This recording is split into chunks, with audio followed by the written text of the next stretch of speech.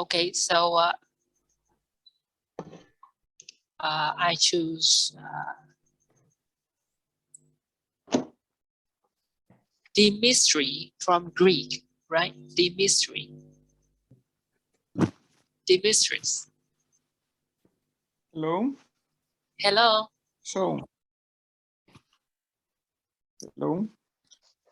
So, actually, my question is if there is anybody else here who likes mathematics, because I'm a mathematician, I like mathematics. I was. I'm so bad at it. Not me. Until I go to my university. I like it. Apart from Paris, I guess, because Paris. I'm a mathematician, so I don't like mathematics. Okay. I agree with you. I just teach the others. Okay, nice. Thank you, some mathematics souls here. So let's go to Quengen.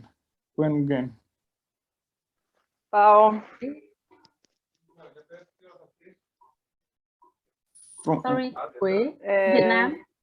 You mean Quế from yes. Okay. So I think this is the last one. I think. Yeah. But maybe Miss Quế, she's like busy right now. So I think like we can now finish our game. Yeah, we can finish. Mrs. Nat, yeah. How about Mrs. Nat? She can finish it. Yeah, so Okay, good. we choose One last, one last, please. So today is not my birthday. You Today said is not. your birthday? Today is not my birthday. Not. Okay. Let's see if there is someone who who doesn't agree with it. I cannot find my thumb. There are many people who have birthday today, I think.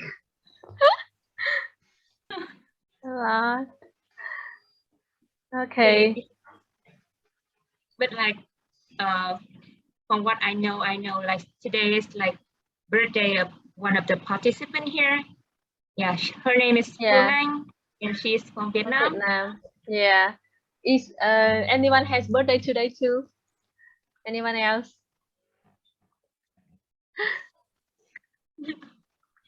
Hello, Phương Anh. Can you hear us? Everyone. Yeah, happy birthday. Happy birthday. Okay. Happy birthday to you. Happy birthday. To you. Happy birthday. birthday. Happy Happy birthday. birthday. To you. Thank you, everyone. Thank you so much.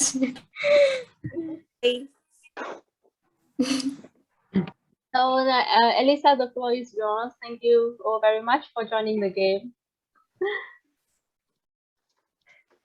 For this beautiful game. Actually, at the beginning, if you, I mean, I have the opposite of what has been said, you have to say something, not if you have the same. You said, I have no brother and sister, Pari, if I'm not wrong. I said me too, but I thought that I had to say me too if I actually have a brother and sister. So sorry, then I got you, then I got the game. So do you have a brother and sister? Yes. So thank you again. Today the connection should work because I changed the room and I fix it. But if you're experiencing some problem listening to me, please tell me immediately, because then I can you know, split to another kind of connection, but it should work. And we're going to see a little bit the agenda to see what we're going through today, because it has changed a bit. Yesterday, if you remember, we couldn't cover all the topics that we were supposed to cover, because I realized that during doing a role play with 35 participants is much more time consuming than to the classroom I was used to. But no problem. we will cover it. So I'm going to share my screen again. So basically, we will start with a little round table, meaning that I will give you some tips of how to deal with the specific disabilities. Remember that this project, WAYWARD, is specifically addressed to people with mental, intellectual disabilities. So we're going to see some of them. And then we're going to see how to cope with them in an informal educational setting. And I will open the floor to all the observations, doubts, questions that you may have. Then after a little break of 15 minutes, we're going to come back here and I'm going to divide you in different breaking rooms according to your geographical background. And I'm going to ask you to read the best practices that Paris sent you by email, to read the best practices that have been found within your country, to select one of them and to make an analysis. And then to present the analysis in front of the other participants, so we can understand which are the major challenges faced in each partner country and how we can contribute to improve them. And then we're going to do a final debriefing, a live debriefing this time. So let's start the presentation. Everything fine so far for, I mean, in terms of internet connection? Okay.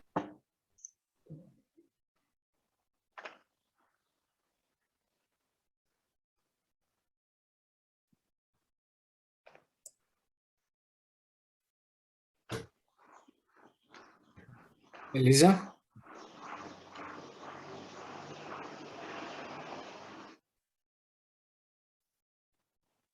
Elisa?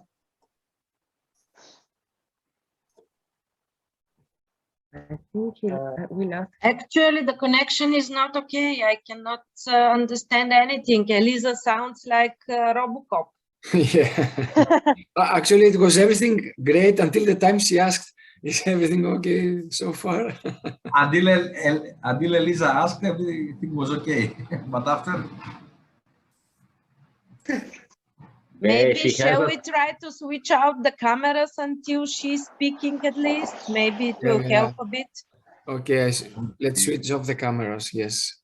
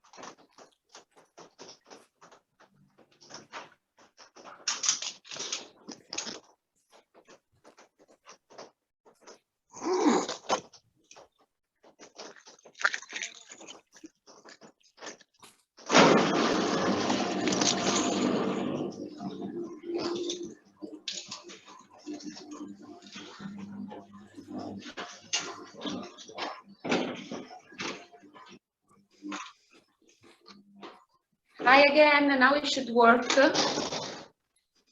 Please tell me that it works. Yeah, yes, it's working. Yes, it's okay. It works. Okay. Okay, this is a mystery to me, okay? Being, you know, living in the center of Berlin and having a connection problem, and, you know, I also pay a lot for the connection, so I don't know. But anyway, we said that we're going to see how to deal with some specific category of disabilities. But first of all, I would like to clear up the terminology, because also yesterday we were speaking about it, you know, this division that we used to do between disabled and able people. So let's see something of how we can better, you know, use the terminology that we have. This is a quote by Ezio Bosso, who is an Italian, who was, unfortunately, he passed away last year. He was an Italian musician and composer a very good one, actually. I mean, it was one of the best contemporary classical music composer. And he had a serious disability. This is the reason why he passed away. And once he said something that it's still in my heart. And he said, I am a man with a visible disability, because you can see, you could see it from his face that he had something different. So I am a man with a visible disability amongst many men with non-visible disabilities. And it was so enlightening to me, because it points out that everyone faces some problems.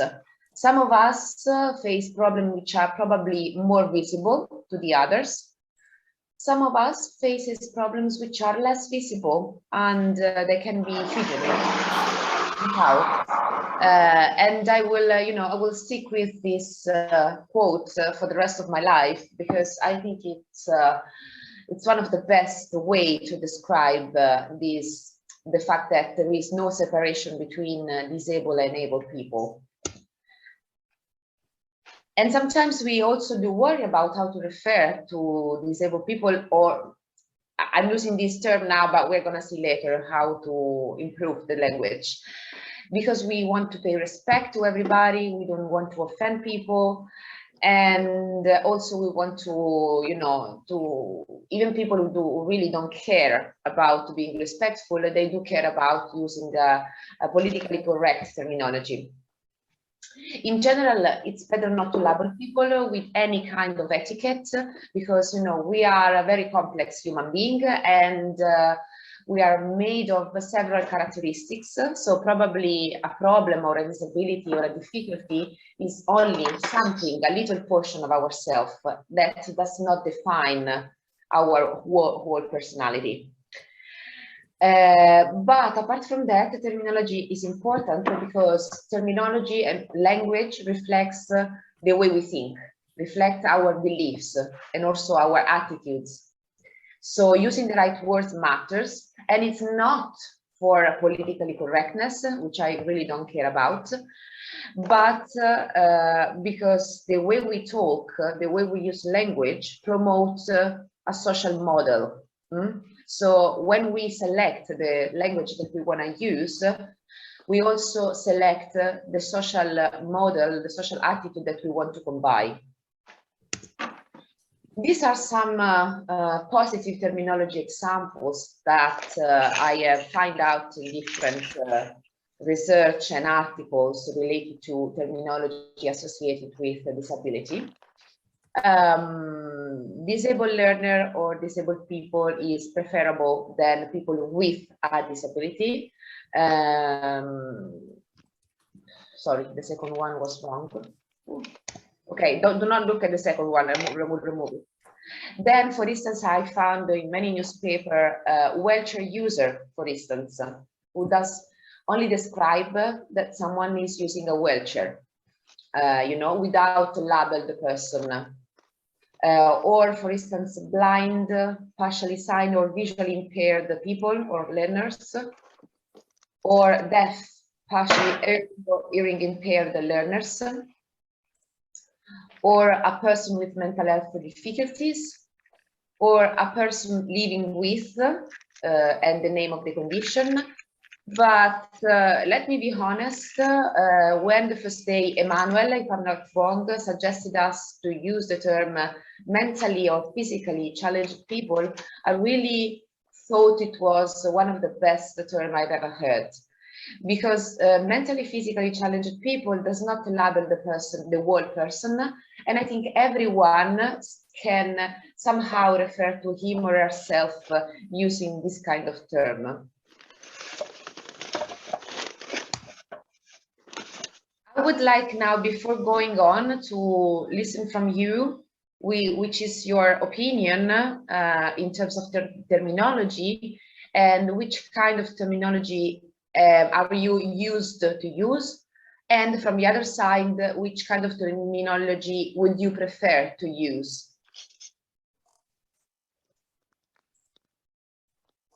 I give you the floor.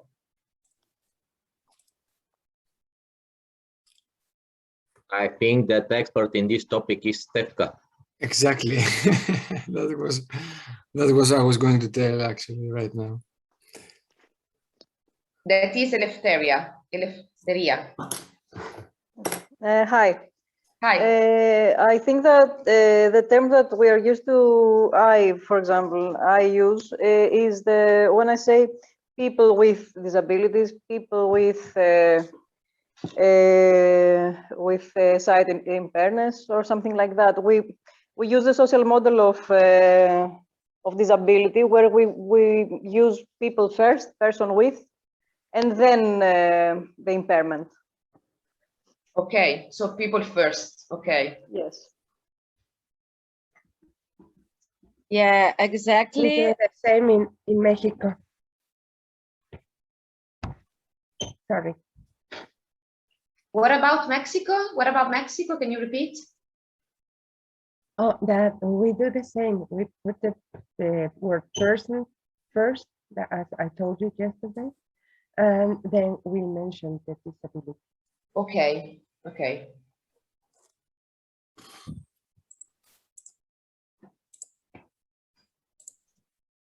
Other opinions? Can I speak? Yes. Well, as a para-athlete, I usually use terms like the categories in para-athletics. For example, blind people are 11, 12, 13. Especially, I usually use the word the 20s for the athletes with intellectual disability, and I use it all those years. I don't know if it's correct or not, but me and many people talking to each other with our numbers by how the para-athletic categorize them. You know, when in para-athletics, I am 38. I'm a 38. You can understand. So right? basically based on numbers, based on the number of the category. Yes, basically on this. It's a neutral, at least it's a neutral term, you know, it's neutral yes, because it's there are neutral, several numbers and yeah.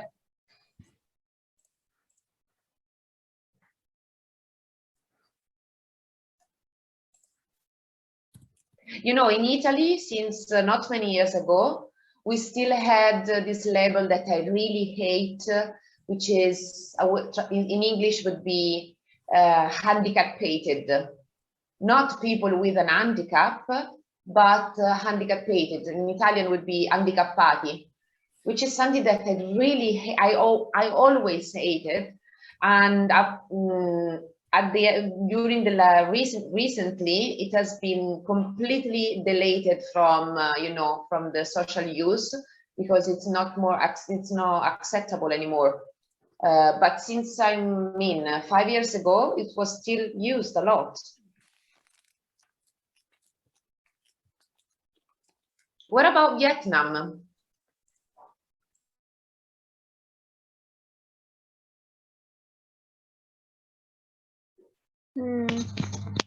So in Vietnam, I think we used the one people with something.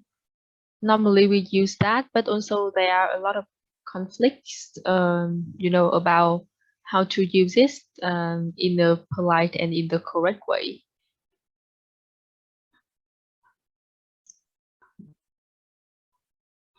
And which term you prefer now? Like for me and in my experience, the people with something. Okay. Yeah, but I don't know if other Vietnamese participants have different ideas. Can you please share? Thank you. Yeah, maybe they have same idea with me. Like, I think somebody is raising his hand. Please. Yeah, Evangelos. Yeah, thank you. Now I think that's the standard. That's the standard in Vietnam. People with something. Okay. Okay, thank you. I just want to say something. More or less, I agree with the terminology of this kind of thing. But my personal opinion is this is the first step. This refers, I guess, if I'm wrong, I don't know, to the public, our official public speech. But for me, the real thing, not the real, a deeper one is to go between ourselves inside. I mean, when I talk to my friends, you know, privately, this is the way to, I'll be happy when they don't refer, for example, handicaps that you said before, in our private life. This is the first step, you know what I mean, officially. But for me, the thing is to go further.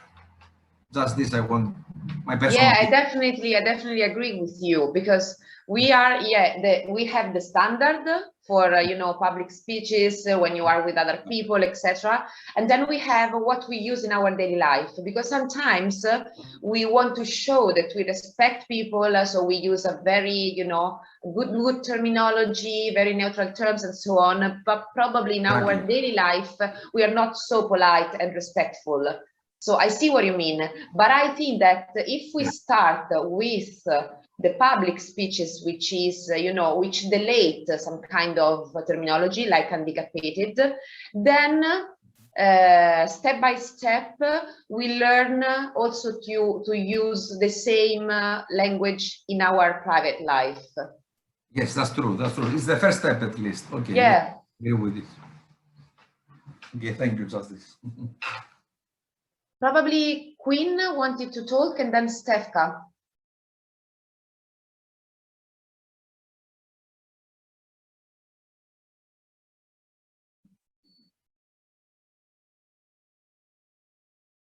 Queen? Sorry for my pronunciation. You're calling me? Yes, I saw you raise your hand. Am I wrong?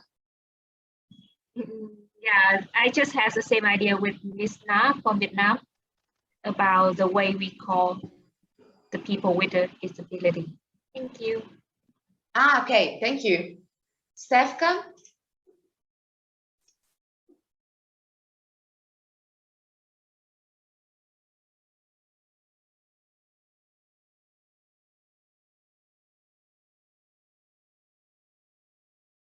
Stefka, the floor is yours. We cannot hear you.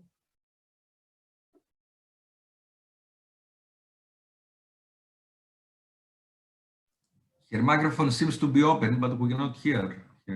Your microphone is open, but we don't hear.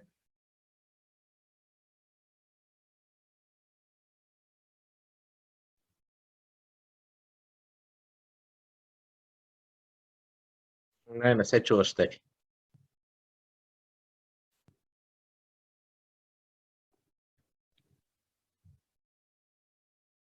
Aris, could you check what's happening with Stefka micro? Yes, I'm trying, but I don't see anything from here that I can help.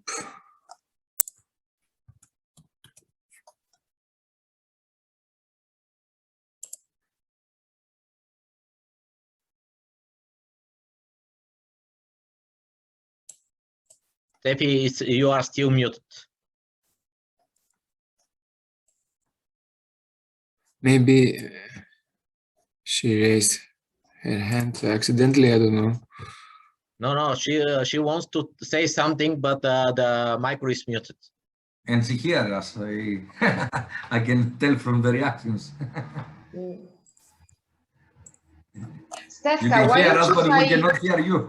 Yeah, Stefka, why don't you try to withdraw from the call and then you enter again? Exactly, I was going to say the same thing. Exactly. Yeah, because she has a microphone 5 minutes before. So if in the meantime someone else would like to speak, please. Claudia. Thank you.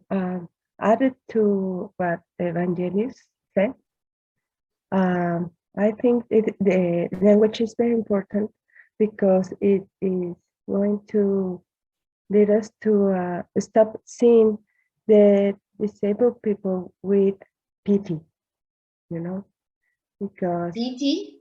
pity, PT, okay, yeah. yeah. Because some people, at least here in Mexico, used to see this way to people with disabilities, and it's not okay because we are making a discrimination, you know. Maybe they have a lot of, as you said, of this musician that you mentioned, that we have another abilities, and could be better in something that it doesn't have anything with disability. So I think it's very important to begin to start to mention the right word to mention them, so they can have dignity and begin to show themselves without this discrimination. Yeah, I mean, I agree with you. Dignity is the first thing, you know, to give to people, no matter which kind of problems they have. And but we do it, I mean, as human beings, we do it all the time, not only with people with disabilities. We do it with people who are in worse condition than us, people who are poorer. In Italy, we do it with migrants, people who arrives to Italy because they have to, you know, escape from wars or hunger or whatever, and they strive to survive because in sociological terms, we are afraid.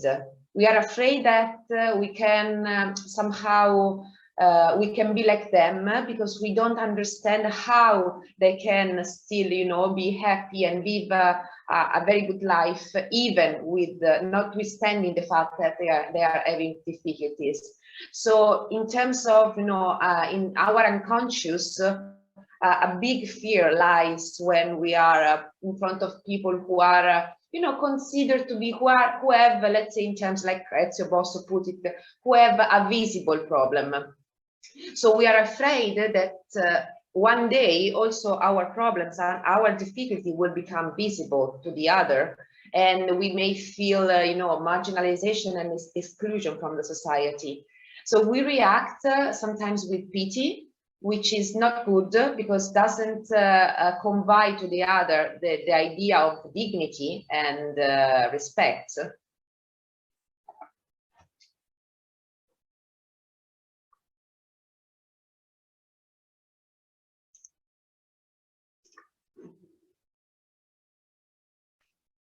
Yes, and maybe we do that because we don't know how to manage ourselves when we are with people with disabilities. We don't know how to respect and how to behave when we are with them. We don't know what we can ask because at some point maybe we are not empathic with them because we didn't think like them.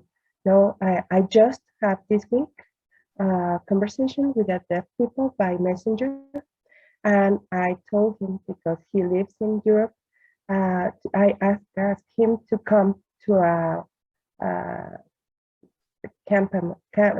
work camp, and he told me, I can fly alone, I can fly by myself, I need company. So I thought, oh my God, I didn't think of it. No? So we have a lot of work to do if we want to include people with disabilities, because we have to start thinking like we are in their shoes. And there are many details that we don't think about it. Yeah, first of all, put ourselves in the shoes, but secondly, also, you know, treat people like they are, that is to say, human beings. After all the, you know, the politeness and know how to manage some emotions and to be empathic with people that we perceive as different from us, after all these considerations, we are in front of other human beings. that is our common trait. And I think we need to underline the common traits rather than the diversities between us. Because after all, we are all different from each other.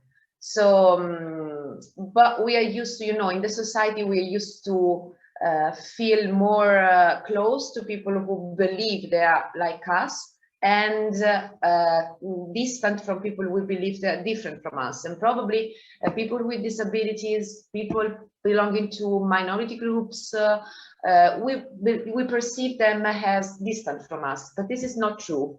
And at the end, I mean, what make us, you know, what is common between us is what unify us, and we should, you know, put our attention into what unify us rather than what diversify us.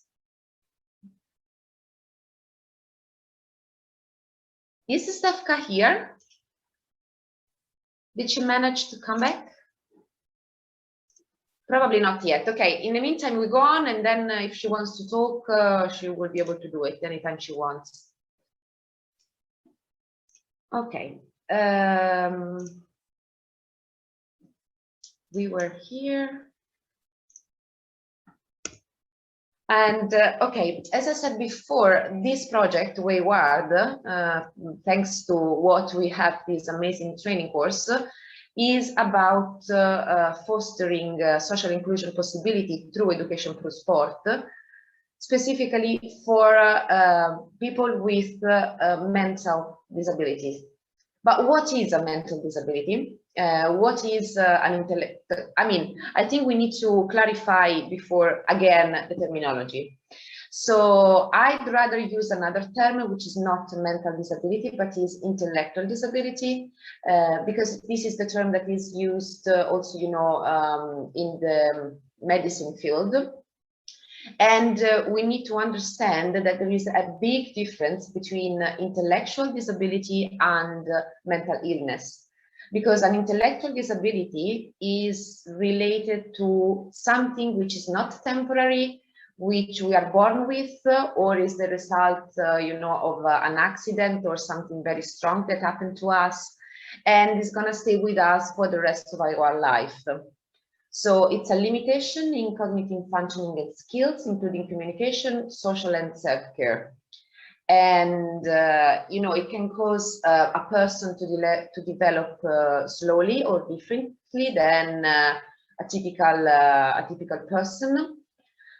And these are the three criteria that the American Association of Intellectual and Developmental Disabilities find out to define a person with intellectual disability. Intellectual AAK in Italian is IQ, below 70-75, even if, you know, this UK sometimes is strange, you know, there are some critics towards it, but still it is used as a water field, you know, to understand which is over and who is below. The second sign is to have a significant limitation in 2 or more adaptive areas. Adaptive areas are areas composed by the skills that we need to live, work, and play in the community.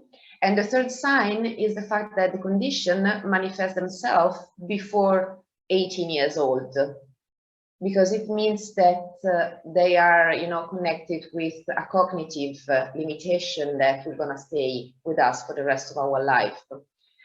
And probably, I didn't know before, for instance, that intellectual disability is the most common developmental disability. Approximately from 1 to 3% of the global population has an intellectual disability, something like 2 million people. And is more common in low-income countries, but we have to say that generally all the disabilities are more common in low-income countries.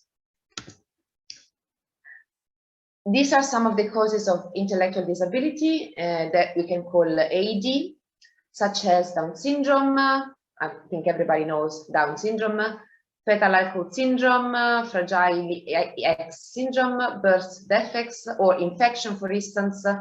Sometimes when some child during the process, of growing, they have an inner infection, and this infection can damage some part of their brains and cause them limitation. And some of them, but these are just few of them, okay, just to give you some examples. Some of them happen while a baby is born or soon after the birth. And other causes of intellectual disability, for instance, occur when the child is older, like severe head injury, infections, or stroke. But this is the most important point: intellectual disability is not, remember, a type of mental illness, like, for instance, panic attack, depression, or some, I don't know, borderline personalities, and so on. Because even if an intellectual disability can evolve and improve, actually there are no cure for it, okay? It will accompany the person for the rest of his or her life. While mental illness are caused most of the time by some cultural or social facts, like a trauma or something that happens in our life, that can happen to everyone, and we can do something in order to improve our well-being, like psychotherapy or antidepressants and so on. Of course, people with intellectual disability can learn to do many things. We know it.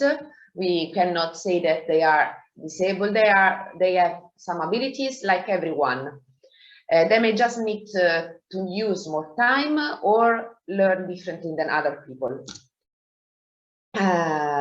Instead, mental illness, also called mental health disorder, refers, as I said before, to a wide range of mental conditions that affect our mood, thinking, and behavior. Anxiety disorder, depression, schizophrenia, eating disorder, aggressive behaviors, borderline syndrome, or schizophrenic syndrome, and so on. We can have it from time to time. Each of us can be affected by them from time to time.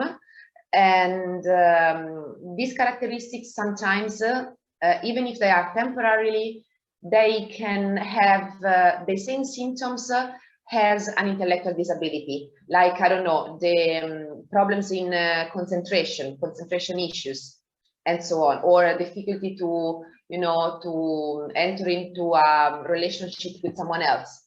So sometimes they can have similar symptoms, similar effects, but they differ, because one is forever, and the other one is a temporary illness caused by some factors, or it can be, it can last forever, but it's not related to something in our DNA. A mental illness, of course, can cause problem in our life, work, school, relationship, but most of the time the symptoms can be managed with a combination of psychotherapy and medication.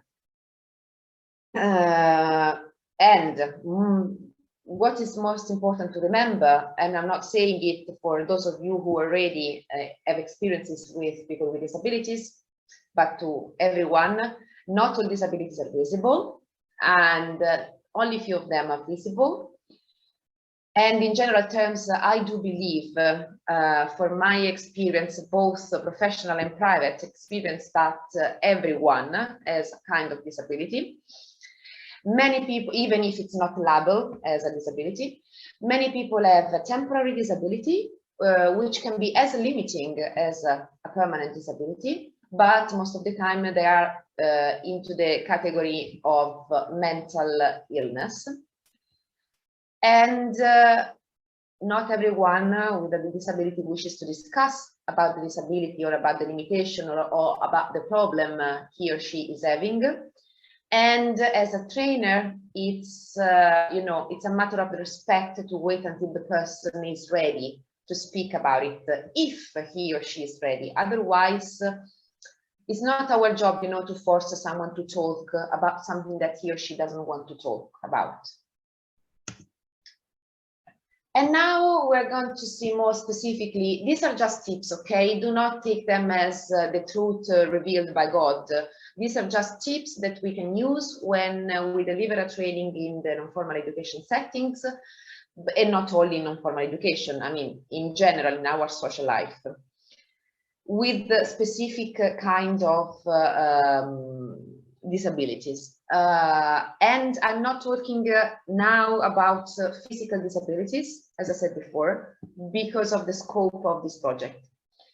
So let's start with deaf and hard of hearing. Sometimes if someone cannot listen to you or see you, you can probably use different kind of gesture. I mean, not language, for instance, but gesture, like tap someone on the shoulder or wave your hand to get his or her attention, okay? We are so lucky as human beings to not only have the language to speak, but also a different gesture to be used in order to communicate. I'm Italian, so you know that we use a lot of gestures, sometimes too much, but we are theatrical somehow, and we like to communicate our inner world. So probably this is the reason why we make so much use of gestures. Also write notes. Sometimes it could be useful to have notes if you have a billboard, if you are on a presential learning training, or if you are online, you can use like Miro or whatever to write notes. So the person will see the notes and will remind it with the short sentences, common words, not something difficult. Or look directly at the person while speaking and don't obscure your mouth, because some of us are so talented that they can read our mouth. So if we don't cover it, we can help them to read it. And this is another one. This is another important tip in terms of respect. Talk directly to the person, not the interpreter. Sometimes deaf or hard of hearing person has a person who has this problem as an interpreter with her or him, and it can happen that we talk to the interpreter instead of him or her, which is very unrespectful, because it's like we do not recognize the human being in front of us. Then speak in a normal speed and tone, unless asked to do otherwise. I mean, try to pay attention to your tone and the speed you are speaking. Another one, avoid standing in front of a light source, because the light can help people to see you, to see your gesture, to see your body language, which in turn can help to interpret what you're saying.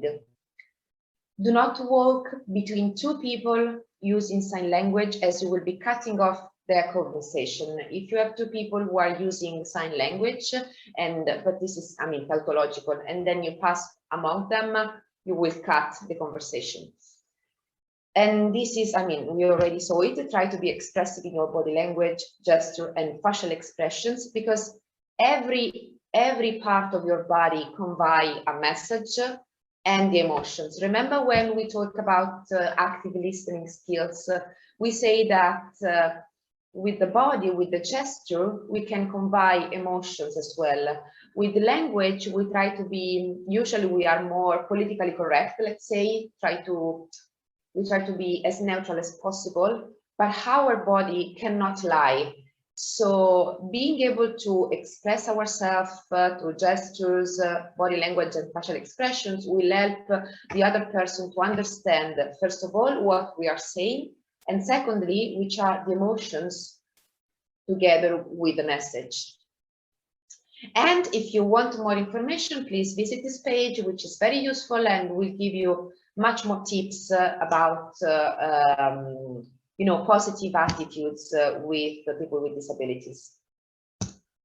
Let's go to people who have speech and language difficulties, disabilities, like, for instance, oh, I don't remember the word. Well, I will tell you later. When you learn and you need more time, you know, for the learning process, also for reading or for understanding someone who is speaking, or sometimes probably you do not understand correctly the position of consonants and vocals in a phrase. I don't remember the word. Can you help me? Maybe you mean dyslexia. Dyslexia, thank you. Exactly. But dyslexia is just an example, okay? People with speech and language, speech and language disabilities and disorder and difficulties are a wide range of difficulties, and dyslexia is just one of them. So a good tip would be to allow time for the person to speak or to read. Probably they need just more time to respond or to read. And we're not in a hurry, you know, in the educational setting. Avoid the urge to interrupt or complete a sentence for the person. I don't know if it happens also to you, but there are some people who like to complete the sentences, okay? You are speaking and the other person complete the sentence because he or she already knows what will be the last words. I don't know you, but to me, it's very, very confusing, and also, you know, I don't like it at all. And sometimes if a person needs more time to speak or to read, we may feel the urge to complete the sentences. Not that respectful. Ask for repetition if you do not understand what the person said. It's not a problem to ask for repetition. You're not implicitly saying that the person wasn't able to convey the message. It's normal. So make sure you understood what the person said and ask for repetition. Be aware that you may need to use a variety of communication methods, such as writing notes, emailing, technological options. We had a training in Sassari with Mina Vaganti last month, and there was a girl with a speech disorder, and she showed us all the technological marvels that they are now at her disposal in order to help her in the process of learning. So something like, you know, a tool which enabled her to create some maps, like mind maps. Another tool will help her to read a text, a very long text. Another tool will help her to divide the text into shorter sentences with the highlighting the main concepts. Another tool which will repeat the conversation that someone has had, a speech that someone has just said with a different speed. I mean, magic. To me, they were like magic. And a person should use all the tools and options that she or he has at her disposal. And of course, be patient, but a trainer should be patient. Encourage the person towards expression. Then we go to another category, what is, you know, considered a category like learning disability, also called ADHD. You know, people who are hyperactive and they cannot concentrate. Understand that learning disabilities may impact a person's reading, writing, math, memory, and or information processing. So it doesn't mean that the person is stupid or less intelligent than the other. No, it's just that he or she is having some difficulties and needs some support or some different tools. Realize that learning disability or ADHD is not easy to understand, so it's rarely visible evidence of learning disability. Use multiple methods to deliver information, as we said, not only language, but also gesture, body language, facial expression, different kind of tools, notes, technological tools. And as we have seen with active listening, try to minimize environmental distractions like sound, noise, screensaver, and so on, and also to minimize your internal distraction, to pay attention to the speaker. Keep in mind that an unconventional response may be influenced by a processing difficulty which affects social interaction. Okay, so if you receive some very strange, let's say, word response, it's not because the person is, you know, a weirdo, but because the processing of the information is probably more difficult for him or her, so he or she reacts differently. And again, for additional information, I found out on this webinar, is this online webinar, which is amazing and is going to give you a lot of suggestions on how to deal with people with learning disabilities. Cognitive disabilities. Sometimes you understand that someone has a cognitive disability because the language is unclear, because also the message, I mean, the concept in their head is unclear. So it's up to you to try to be very clear and concise and specific in your language. Avoid humor, because sometimes humor cannot be understood as a language. Avoid the sarcasm, because it could be missed most of the time, and give instructions which are clear and easy to understand. Use a voice which is as calm as possible and reassuring as well. Use a measured pace, using pauses, and again, try to encourage understanding and expressing rather than correcting. As we said with other disabilities, reinforce information in multiple formats, employ role-playing, for instance, or modeling to help students learn appropriate interaction. Role-plays, in this case, with people with cognitive disabilities, is very useful because they can learn in a safe setting, meaning that you know, they know that the situation is artificial. So it's like a safe setting, because for them it's not like the real world, but what they learn through the safe setting, the role play, can be then applied to everyday situation.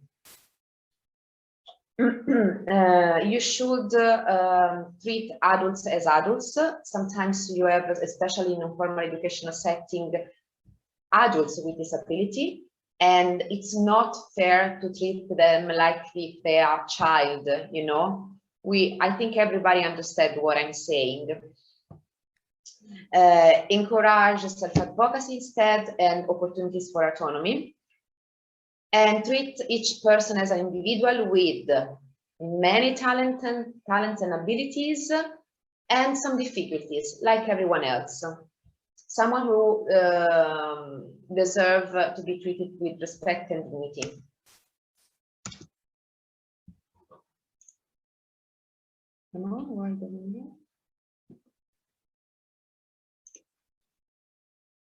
And now we go just for 1 second also to the mental illness. Remember what I said before, try not to make confusion between intellectual disability and mental illness or mental health illness, but also mental health illness can have some repercussion on our life and some symptoms which can be very limiting, even if they are temporary.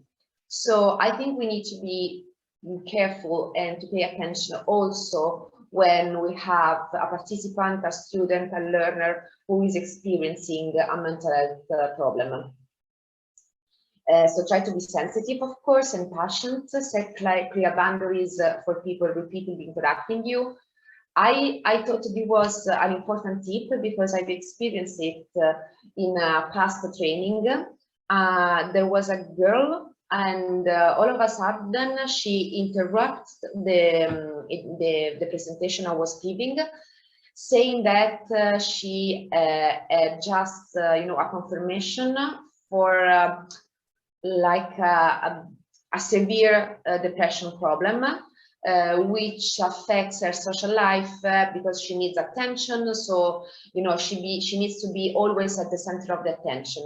And from that time, I mean, I was trying to be as empathetic and sensitive as possible, giving her space to express herself and so on. But she started to interrupt the lesson, the training every time, every 10 minutes, and it was kind of, you know, distracting also for all the other participants because we were in 15.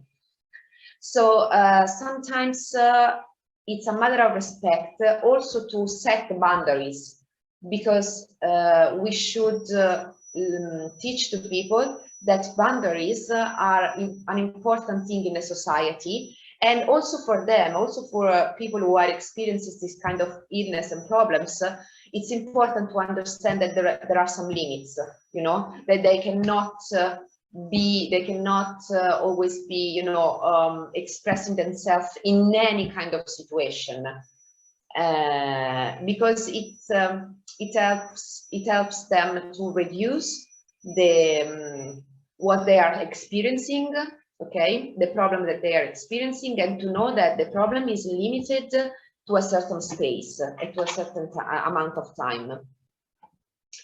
Because, you know, at the beginning I thought that to be more sensitive and empathetic, I should give her or him, I'm not saying the sex, the gender, all the time and all the space that he or she needed.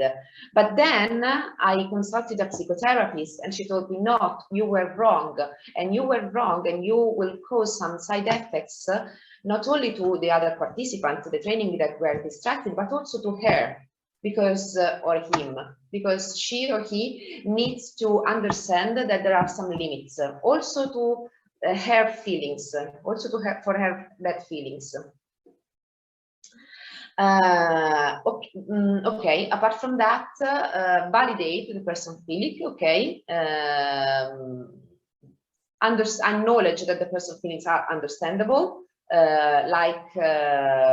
Understand that the other person is feeling very sick, for instance, which is not the same as agreeing with the person's reaction, okay? You just combine the sense of understanding, not the fact that you agree with the reaction. Don't use psychological jargon or terminology, because we are not, I don't know if some of you are psychologists, but if you are not, avoid to label people and to say, you may have this kind of problem, we don't know. And ask about social support. If the situation has become severe, you can, you know, ask for support from family, friends, community, centers, mental health center, and so on. Find out what helped these people in the past, and try to connect them with what can help. Probably you cannot help in this case. And empower the individual, okay? Try to underline the strengths, okay? So for me, for instance, in the situation I was in this previous training I was telling you about, probably the suggestion that I received from this psychologist was, you don't have, to avoid her or him talking. You just need to focus not on the problem, on the mental issue, once she or he had spoken out about it, but try to focus on her or his strengths, okay? Her or his successes, because it will help her also, her or him, to not to focus only on the limitation that they are experiencing and their value as a human being, instead of their problem as someone who suffered from mental health issues. And these are general tips. I want to finish with this general tips for dealing with mental disabilities in non-formal educational settings. First of all, set time aside with no distraction. As I said before, minimize all the distraction, all the noise that you can have in the room. Let them share as much or as little as they want to, okay? Apart, within certain boundaries, as we have seen before. Don't try to diagnose or second guess their feeling, because, as I said before, we are not medical experts, and we are there just to be trainer, okay? So do not make assumption or jump too quickly to some conclusion or diagnosis or solutions. And this is another tip that I found very interesting in terms of language. Keep questions open-ended. Say, why don't you tell me how you are feeling, rather than, I can see you're feeling very low. Because if I say, I can see you're feeling very low, it's already an affirmation, okay? It's an affirmative statement. If I say, why don't you tell me how you're feeling, it's more sensitive and it's more open, okay? I'm not already labeled the person as someone who's feeling low. Try to keep your language as neutral as possible and give the person time to answer. Try not to greet them with too many questions. And talk about well-being, but this is, can be applied to any situation. Talk about ways of distressing or self-care, and ask if people use self-care or distressing tools, and if they found them helpful. Listen carefully. We already said what is active listening, rephrasing, repeating what has been just said, in order to, first of all, to ensure you have understood it, and to make the other person understand that you were really listening and not just hearing. You don't have to agree to what people say. Everyone can still have their own opinion, but showing your understanding in how they feel, you're letting them know that you respect their feelings. Offer them help, again, help and support in seeking someone outside the classroom, seeking professional support and provide information. Do not try to take over the control and to make a decision for your own if you're not a medical expert. And most importantly, know your limits. Ask for help if the situation is getting serious, or if you believe that there will be an immediate danger for the person itself or for someone else. Thank you for your attention. Now, if you want, as following the agenda, as stated in the agenda, we can have 15 minutes break. I'm sorry, today I find it so difficult to speak English. We can have a 15 minutes break, and we can come back at 4:30. I mean, in Germany it would be 4:30. 15 minutes, no more, okay? Okay, thank you. Thank you, everybody. Wait for you in 15 minutes. Okay, see you after 15 minutes. Specifically in design for people with disabilities. So you can use, I assume everybody knows what is the SWOT analysis. If not, it's very, very simple, because basically you need to make an analysis of, all the limitations, but also strengths of the activity that you're going to analyze based on the initials of the term SWOT. That means S stands for strengths, W stands for weaknesses,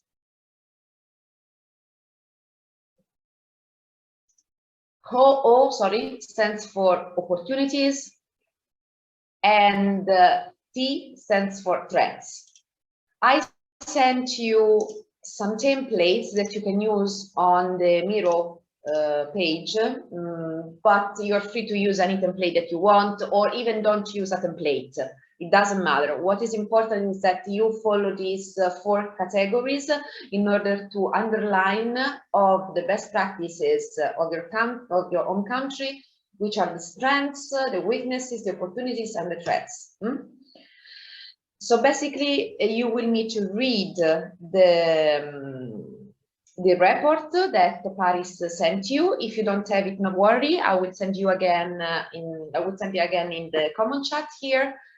And for each country, you will see that there are different best practices. So in groups, you need to select just one best practice and to analyze it.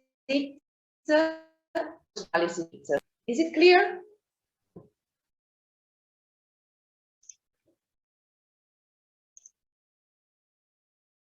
Okay, In any case, if you have other questions or doubts, I'm here so I can reply you. Now I'm going to create the breaking rooms, and please tell me if you need me to send you again the report or if you already have it. I mean, I can also send it. It doesn't. It's not that difficult. If I find it, okay. Okay, here it is. I need to export and then I can send it.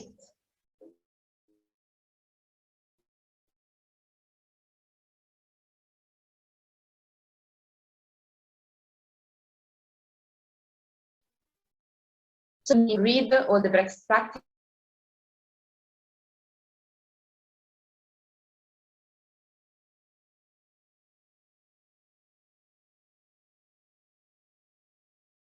Of your country.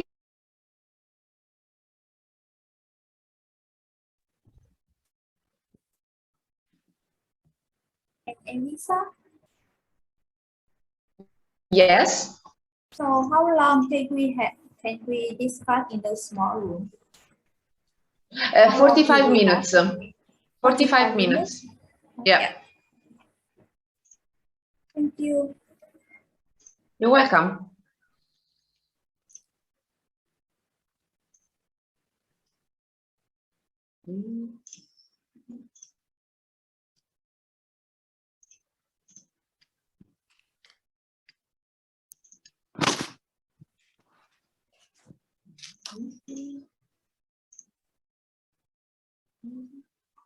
So we are going to work with the link that you share with us in the chat. You're going to work with the report that Pari sent you. Did you receive it? Okay, so you need to select one best practices from your country, in this case Mexico, and do in the breaking rooms. Thank you.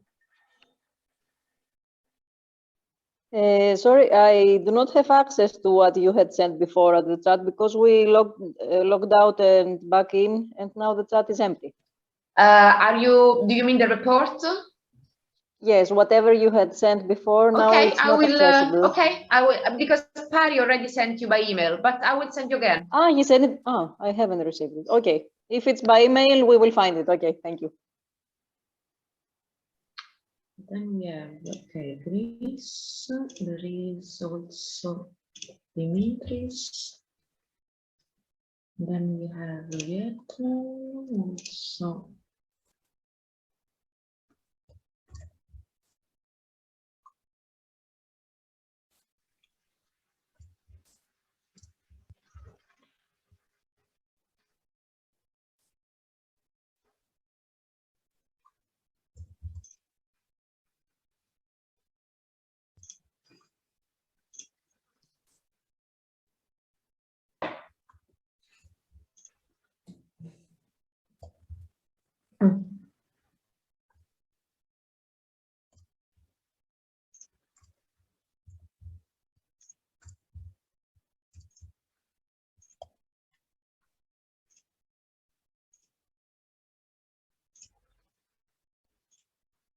As usual, the Vietnam team is more numerous than the other.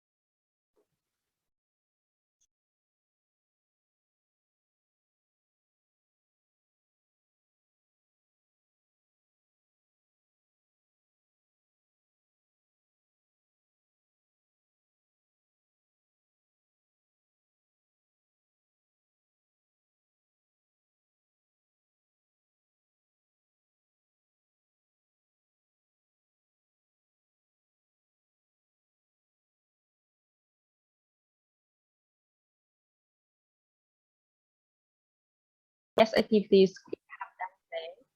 we have done there, which brings a lot of joy and happiness to the residents in the Friendship Village.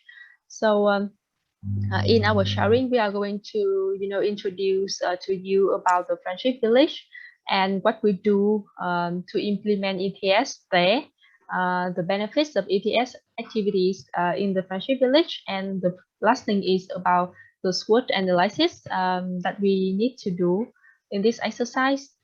So about the Vietnam Friendship Village, it is a symbol of international solidarity, reconciliation, and the continued efforts to heal the pains of war caused by Agent Orange. And this is a place of healing, was established in 1998 to treat and care for war veterans, children, teenagers, and young adults who were exposed to Agent Orange, dioxin, or suffer from its effect. And the resident challenges include autism, very diverse, autism, cerebral palsy, physical deformation, hearing impairment, and other mental disabilities. And the village provides medical care for its physically and mentally disabled residents. So a little information about the Agent Orange. It was a powerful mixture of chemical defoliants used by the US military forces during the Vietnam War. And the US program of defoliation sprayed more than 19 million gallons of herbicides during the wartime.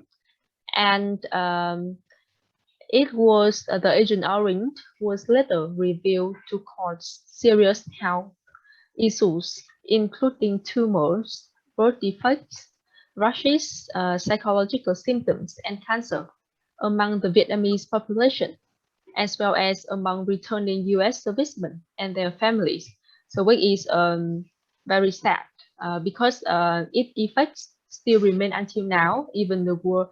Even the US war ended a long time ago. So the Friendship Village has approximately 100 residents from 5 to 30 years old. Like they take care for them, and actually those residents live in the village, and they they go to school there, they learn, and they receive care and treatment there in the village. And also beside that, the war veterans also come to receive healthcare for around 3-4 weeks. And there are different classrooms and buildings, with different purposes to improve the, like to take care and to improve the living conditions and also the knowledge of the residents. So here are some photos of what we do to implement ETS in the Friendship Village. The first thing, we have the movement class, which is a very long-term project we do in the Friendship Village. And as the name, we have staff and volunteers to come here and to organize sports and dancing activities for the residents. And also we have a few like other events. Like last year we have 2 events which we call Sports Day, to have like sports festival, to organize sports festival for them. So please look at the video. I'm going to show you like a short video.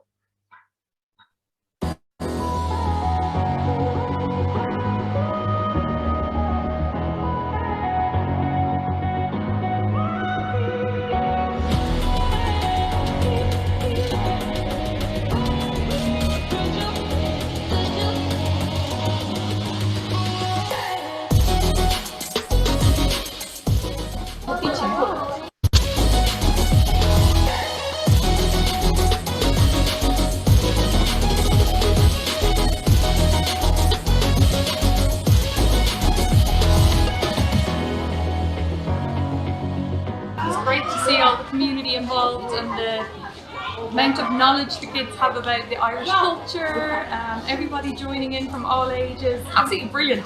Really, really nice day.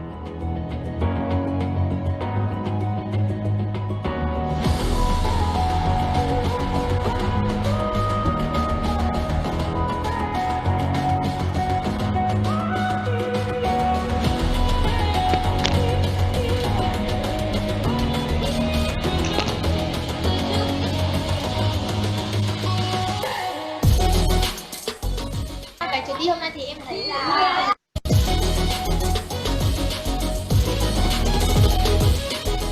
nhận thấy là mọi người Okay, so sorry because we don't have so much time. Actually, I prepare also the video for the other event, but like maybe we'll send it to you guys so that you can look at it later.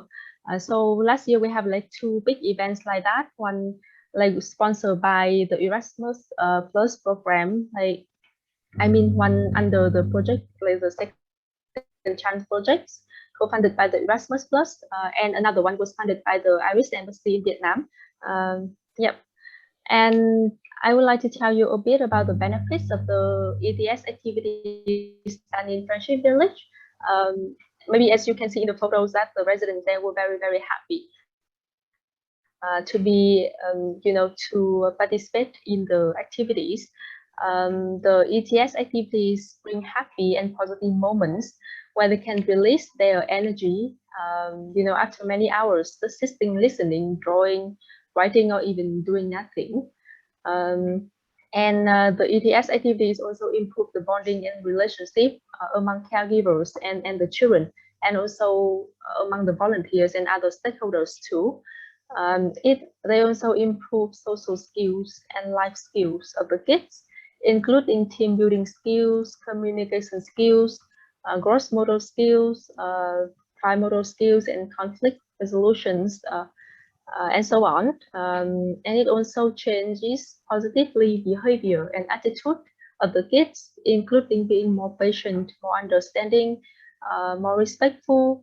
I have to say that we really love organizing ETS activity in the Friendship Village, and you know, like also in other places. The residents, they really love the ETS activities. And we can also see, you know, the smiles of them, and they ask us like, when are you coming back again? So that's really gives us motivation to continue to organize these activities. And yeah, so we are going to talk a bit about the SWOT analysis.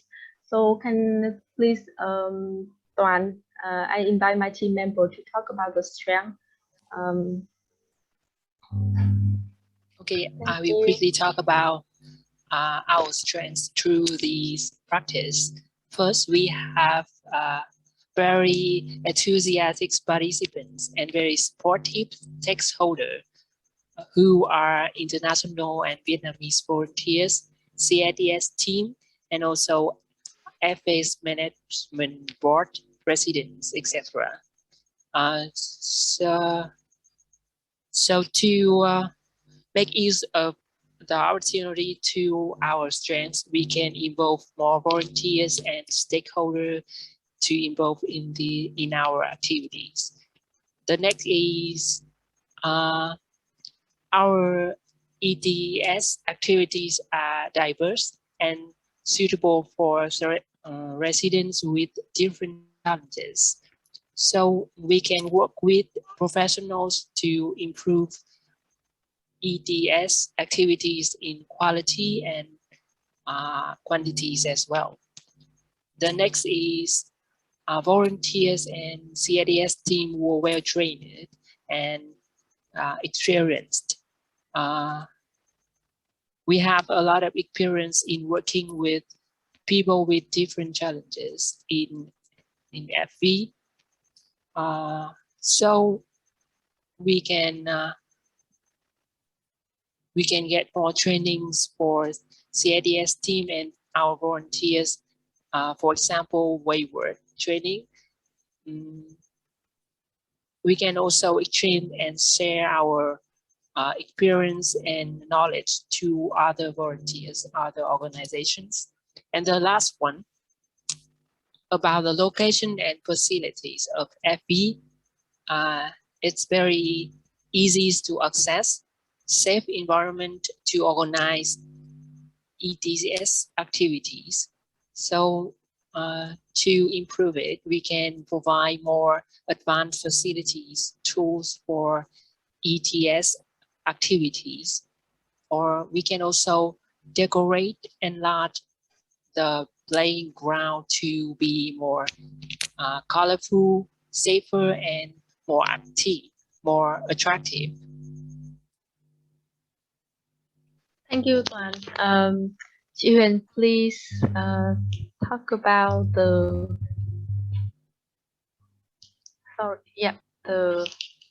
weaknesses. Okay, so on behalf of my team, so I'm gonna share with you about the weaknesses after our discussion. So after we organize our activity, ETS activity in Friendship Village, so we found out at least 4 weaknesses when we do that.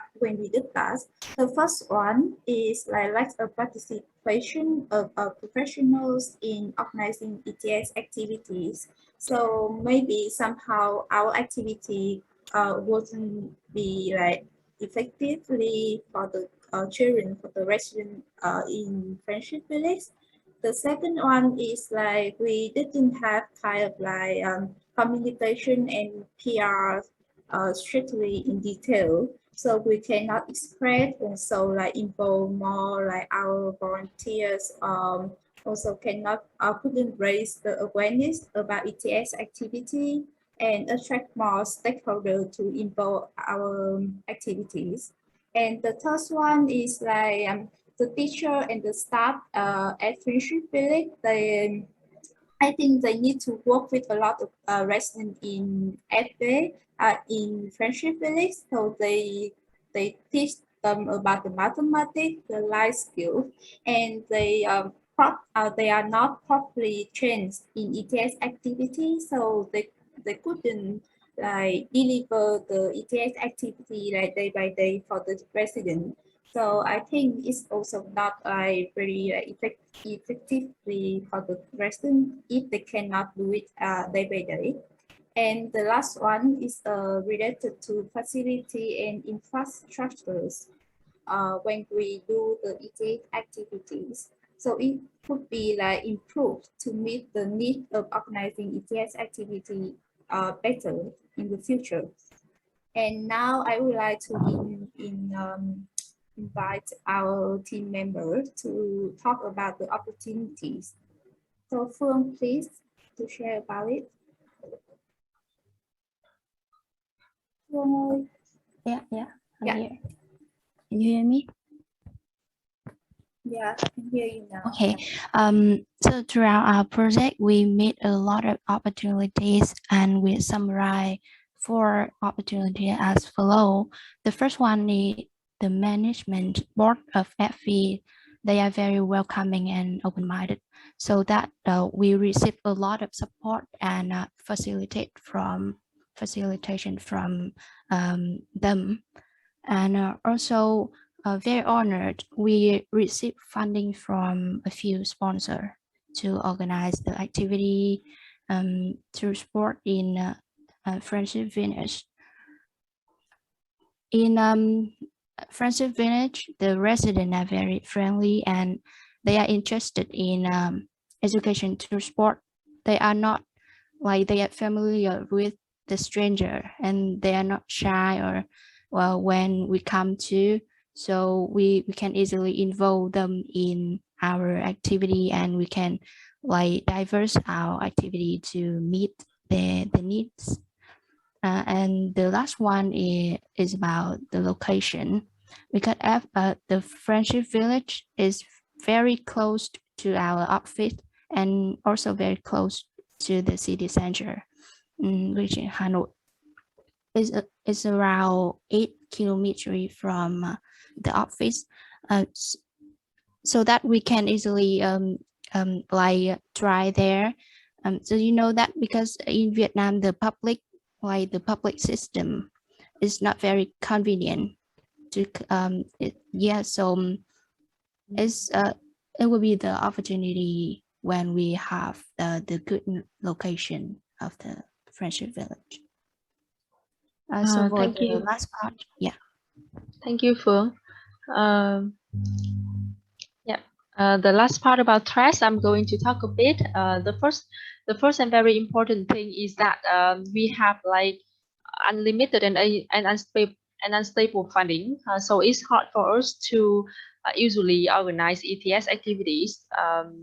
So we really hope that we can have more opportunities with this. The second thing might be the sudden changes from the management board, because there are different factors that affect their decision, and if they allow us to organize activities, and that's when we can do it, and otherwise cannot. The third one is that there can be accidents that happen during the implementing of ETS activities. So we need to really, be really careful and also be well prepared for this. The last one is that Vietnamese people are not well aware of ETS and usually underrate the effects of sports and physical exercises.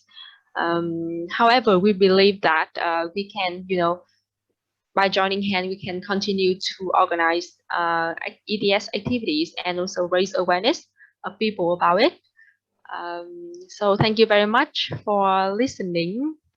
And maybe I will stop sharing from here. And if you have any question, thank you very much. Thank you. Thank you. First of all, let me congratulate with you. I mean, as belonging somehow to the center, because I didn't know what the center was really doing, especially this project you mentioned, and they are kind of amazing. And I think you really understood which are, the limits, especially the threats in this situation. So once you have them clear, then it's easier to find the instruments and strategies to overcome them. I was specifically one of the weaknesses you mentioned, that is the lack of participation of professionals, which is something that sometimes we also are witnessing in the Italian organization. And I was wondering, do you know the reason why it happened in these projects in Vietnam? And what would be, the methods to involve professionals? Can you please talk about this? Thank you for the question, Elisa. I think that there are a couple of reasons that we didn't have professional workers joining in our programs. The first thing is that know that we only did that 2 times last year when we got the funding from the ΑΡＢΣ and so on project under the Erasmus. So when we did it, we only work with our best, like with the support of CSDS staff and volunteers and the care workers at the Friendship Village. And because we have been working with the children there for many years, so we were a little bit also confident on what kind of activities that the children were interested in and they can do. So basically we understand the children very well, their preference and so their abilities. So we did that at the beginning. We didn't reach out for support from professionals. But I think that if we can do this again, then we believe that now we already see the success and we already see how good it was to the students. Then we can reach out to more. Thank you. Thank you. Thank you. Yeah, now it's clearer. Also, if you already have an idea on how to improve it, that's great. I have no further questions, but if the other participant would like to ask you something, please feel free.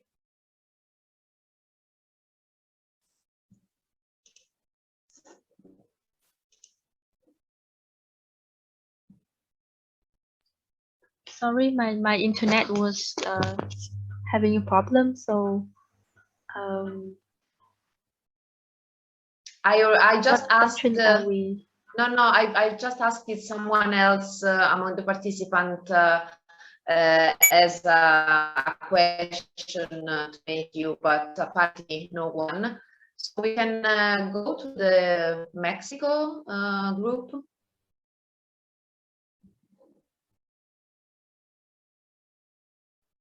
Yes, thank you.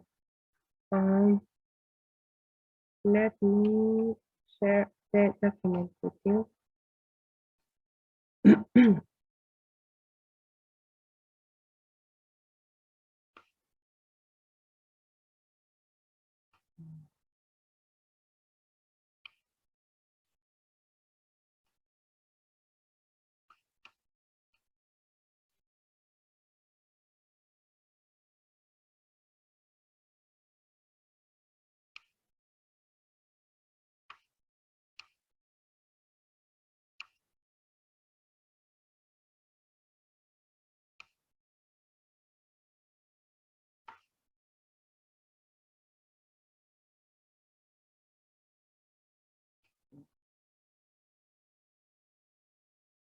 Okay, sorry.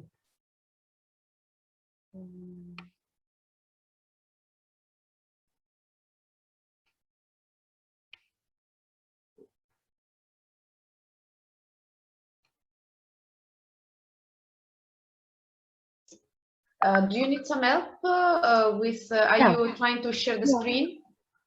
Yeah, I think that you should be allowed. Yeah.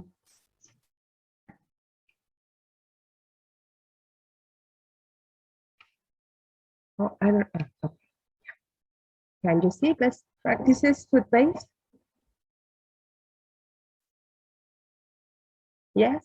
Yeah, we can see. Okay, thank you. Well, in AmeA, we are not an association who work especially with people with disabilities. We are an association who, which mission is to send Mexican youngsters to work camps in abroad. So we try to introduce these activities with people with disabilities because we are following the 2030 agenda. So we try to improve and make sense with these values in the association, including people with disabilities. So now we have a plan to do another things and implement work camps and the association activities with people with disabilities. Now we are develop these programs. We have meetings and we try to do this plan for the next month. So the last year on December, we practiced this activity, this sport activity, based on the activity that we have in WAYWARD of the model of the boys have to develop, which was the number one, participation and including. So as you can see, we have pictures of this activity and we see the profits of this sport. We prove it now. So quite adaptable sport. So everybody can be able to set the space, even if they don't have the specifically balloon to do it, because they can use another thing that makes noise and that you can adapt whatever you want to do. It does not require expensive equipment. You don't need anything to get protect or a specifically place to do it. It practices outdoors, so now with the COVID situation maintains distance between players, so it's good for us to manage this. Let me see.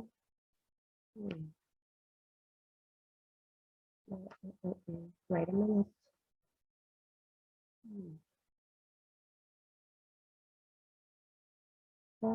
I can't. I need to do this smaller, so wait a minute.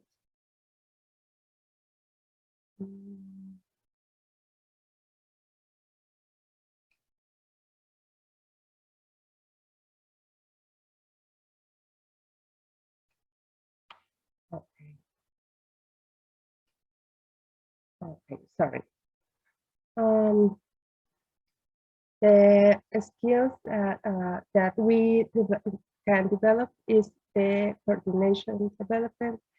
They can do the gross motor development, the physiomotor development, intellectual development, encourage socialization, teamwork, self-confidence, the practice of sport and the socialization empowerment them. They can see that it's easy to be involved with other people and start to see by themselves the develop that they can be with these activities.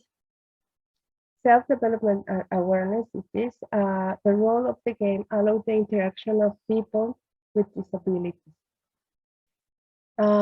We can see that with this practice in last December that the boys and the girls who participate in this activity were very, very happy. And we also have a great time with them.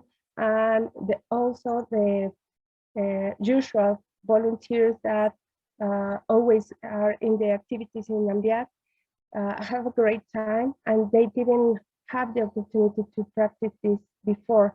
So it was great for us to see that we don't need to make or to be an association for people with disabilities. Instead of that, we want to involve people with disabilities, like in the possible way to practice or have activity with the usual volunteers. So we can try to send the message to the community where we are settled that is part of the health society to include every people, to have an equality of opportunities for all the community. So the opportunity for us is it is a set of simple rules to practice this game that allows the participation of any members regardless of the condition. So we practiced this activity last year with youngsters with disabled of intellectual disabled, but also we have one person with wheelchair, sorry, and we have a blind girl. So this blind girl came with a companion and both participate in the activity. So it was great because we can see, we could see that we can practice this game with another disability. It can be practiced in gardens, public spaces where squares, gardens, parks, outdoors, municipal courts. So the weaknesses that we see is not everyone has patience to practice and or teach people with disabilities. Some people despair with working with people with disabilities because the things that we said before in this meeting, and it's about the lack of knowledge of how to treat people with disabilities. So not all parents, another weakness is not all the parents are agreed that the children play sports because they don't have they don't know the importance to practice sports for everybody, not only for people with disabilities. Is about education, maybe that some people likes to practice sports, but and other families doesn't do this. And we notice that the families with people with disabilities doesn't like to go out a lot. So this could be a weakness.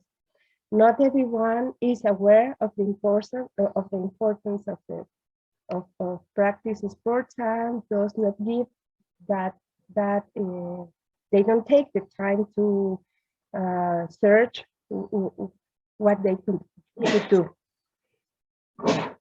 In severe disabilities, this is not suitable because they can play with the others or interact with others. So this is a picture of what we did on December, and we have the treats.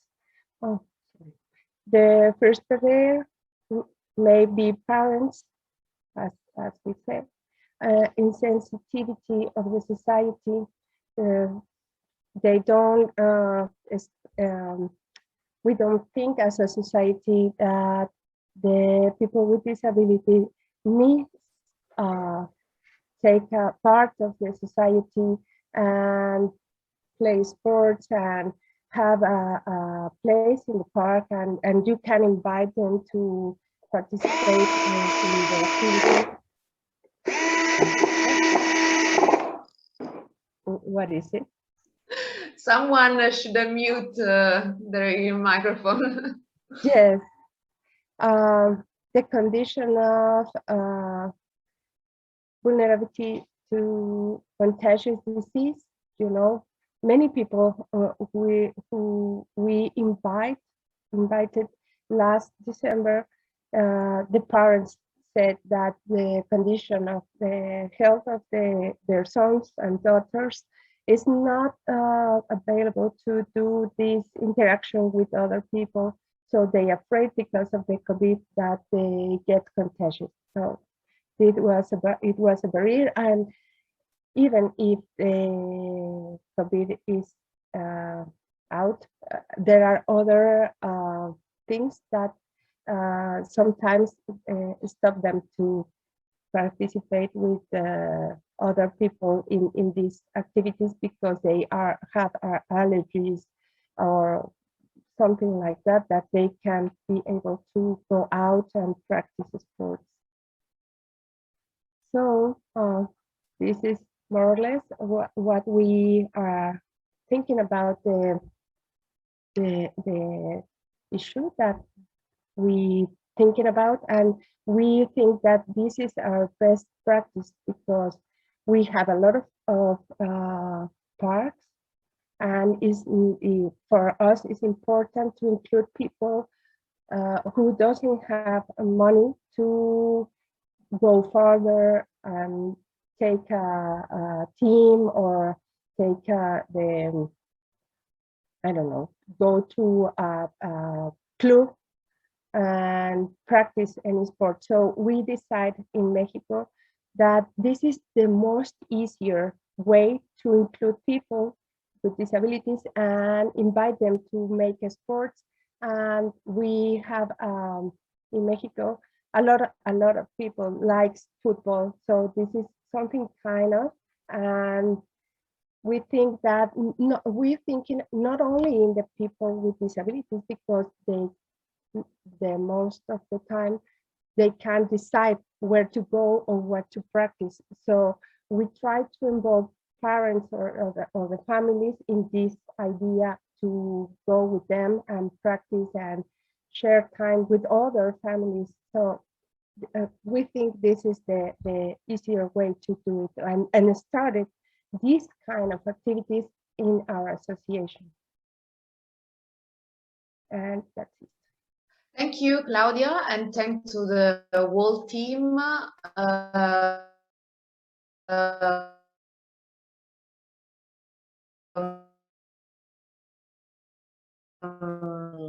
like to spend some few words about.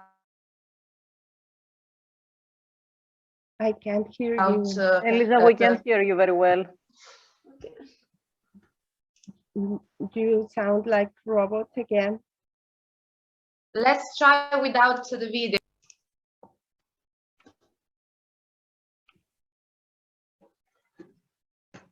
What about now? Nothing. Okay, I think now we can hear you. You can hear you very well. Okay, so I'm not gonna share my screen in order to avoid connection. I was thinking about one of the weaknesses that you have found, that not all parents agree that their children play sport, and probably sometimes that they are not even aware of the importance of sport.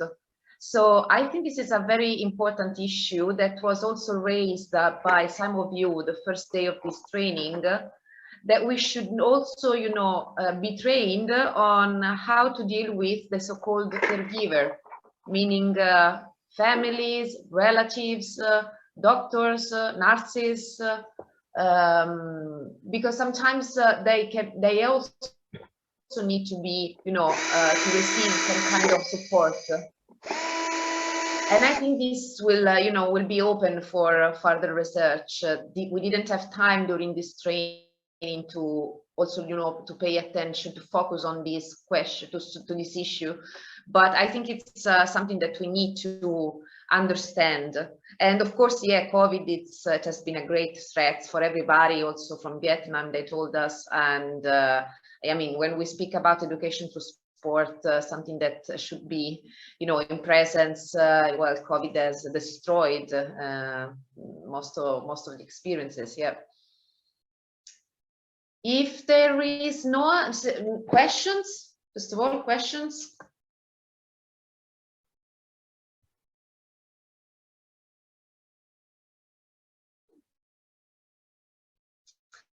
Okay, so let's go to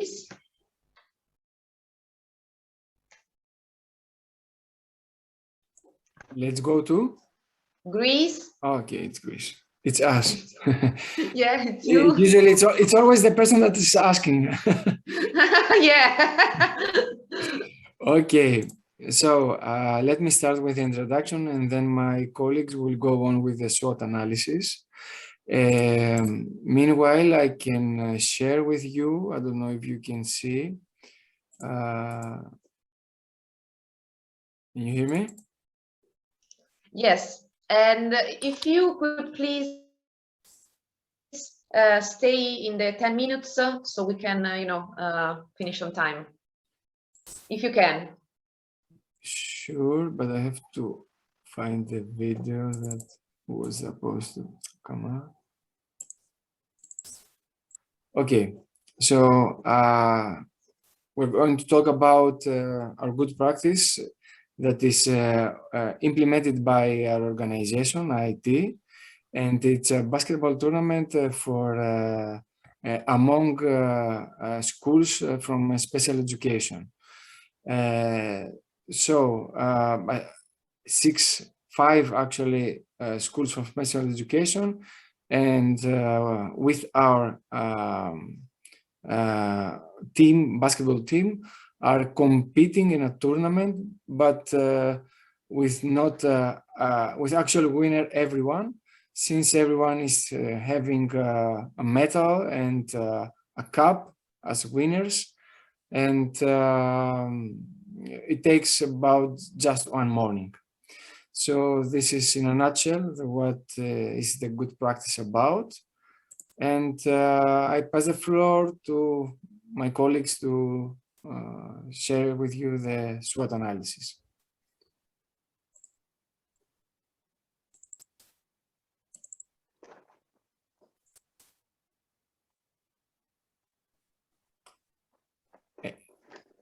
Anyone, Dimitris?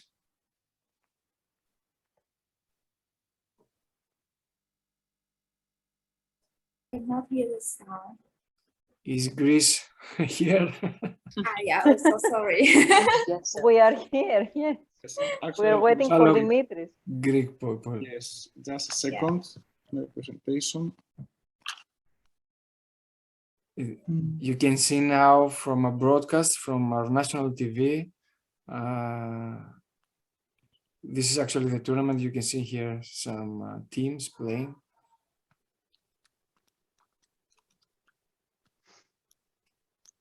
It is actually for students with mild intellectual disabilities.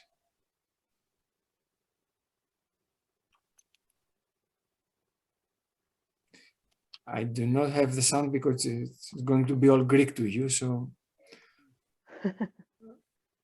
I leave it mute. But we like Greek. Yeah.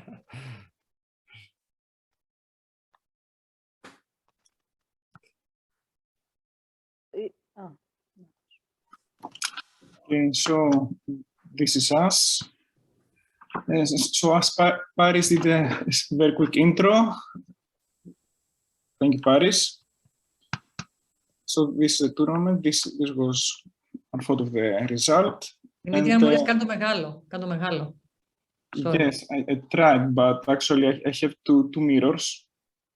Anyway, okay. So let's go quickly to the SWOT analysis. First, the strengths of this tournament. So the first of all was that we had an experienced team, professionals with many years of experience, guided by our president, Paris. And also we have a very good strength for the team is that we have a good teaming up with local stakeholders. For example, we have partnership with the municipality of Thessaloniki. And this helps us to promote on local TV channels this kind of tournament. And the strength is that it's we have a very good feedback from children, because we see that they enhance their self-esteem and the cooperation skills. This is very good after the tournament.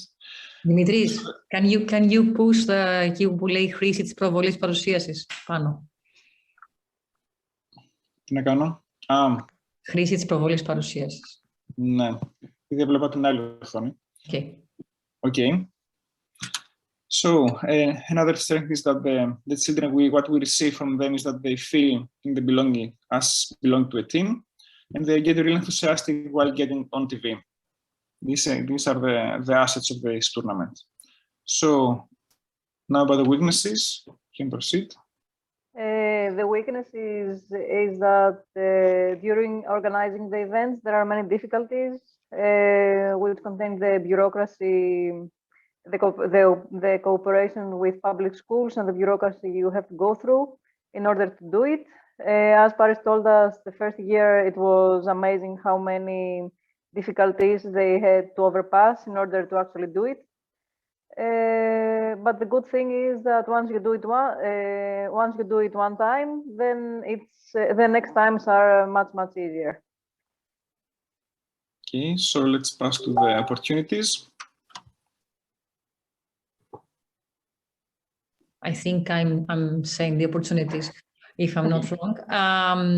Okay, the socialization among children. Okay, it's very important for students from special schools to participate in such opportunities like tournament, because they don't have this chance very often, because of the bureaucracy, as we said. They have to go by bus, they have to have the access that they can go, and it's a little bit difficult to do it. So it's very nice that they get together from other schools, and maybe some of them are friends, so they get to know each other again. They see their friends, so it's a very good socialization. Expanding the know-how in other city sports. So once the tournament had started, we can do for the next years different things, like invite special schools from other cities, or maybe include more sports except basketball, as we saw. So these two things. Dimitri? Okay, so let's proceed to the final. Whoop, no. Okay, thank you, Dimitri. Number 4, actually. Yes, sorry. Last but not least are the threats of this tournament.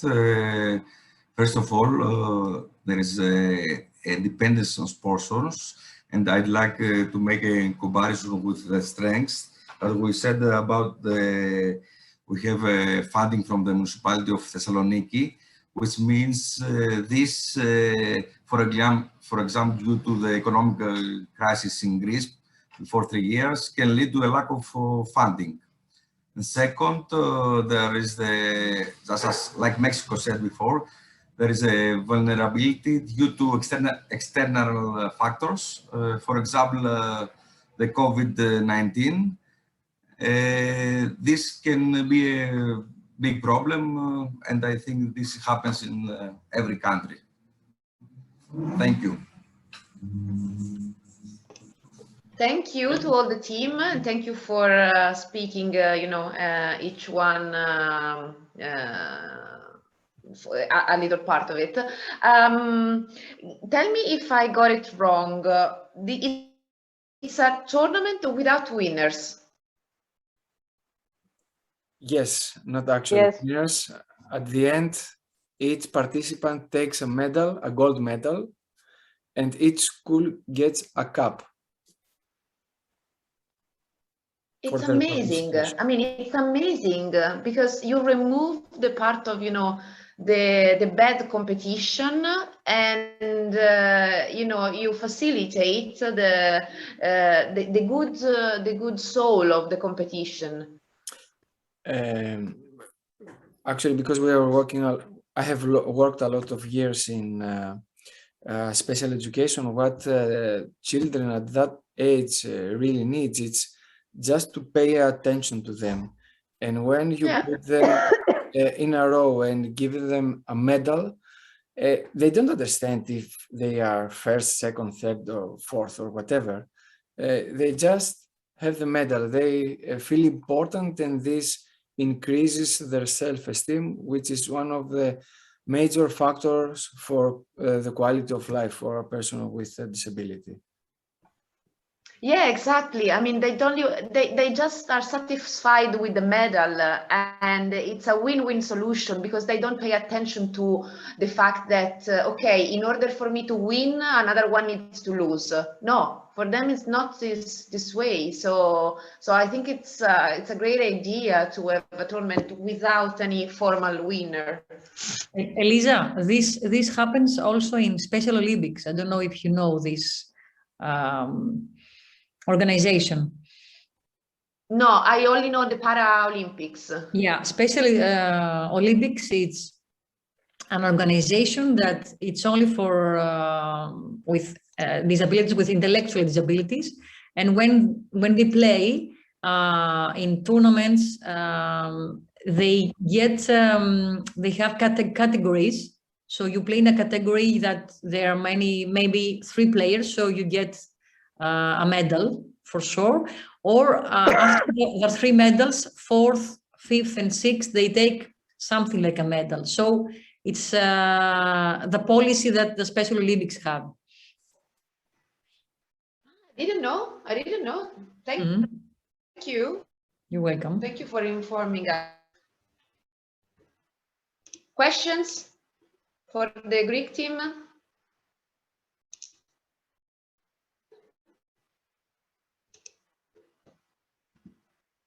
Okay, so thank you to the Greek team, and let's go to the Bulgarian one.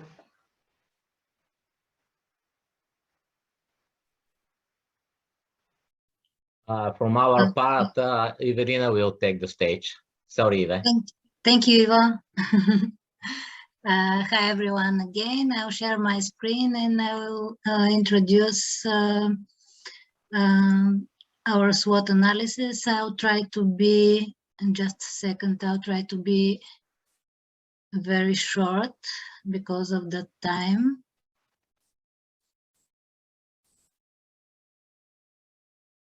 Okay. Okay, is it okay? Yes. Do you want full screen, or it's better because there is a video behind the SWOT analysis and I'm not sure that the connection will be okay if I make it bigger. I can see it, but I don't know the others, but I have no problem in seeing it. Okay. Everything is okay. Just a second. Okay.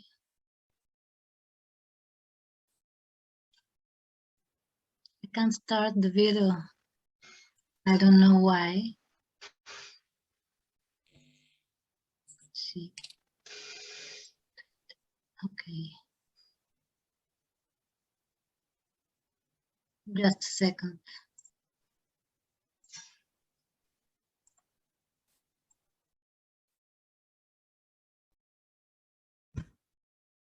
Have some technical problems.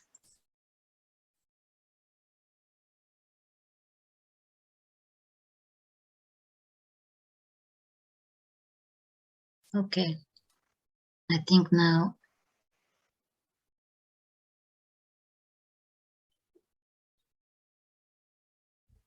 Do you need some help?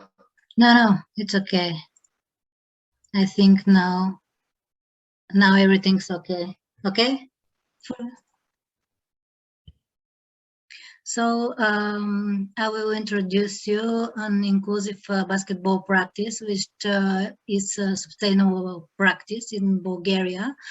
It's situated at Sofia, and it is unique for Bulgaria because it's a unique cooperation between two sectors at National Sports Academy. It's a sector of adapted physical activity and basketball sector. Also, yes, is there any problem?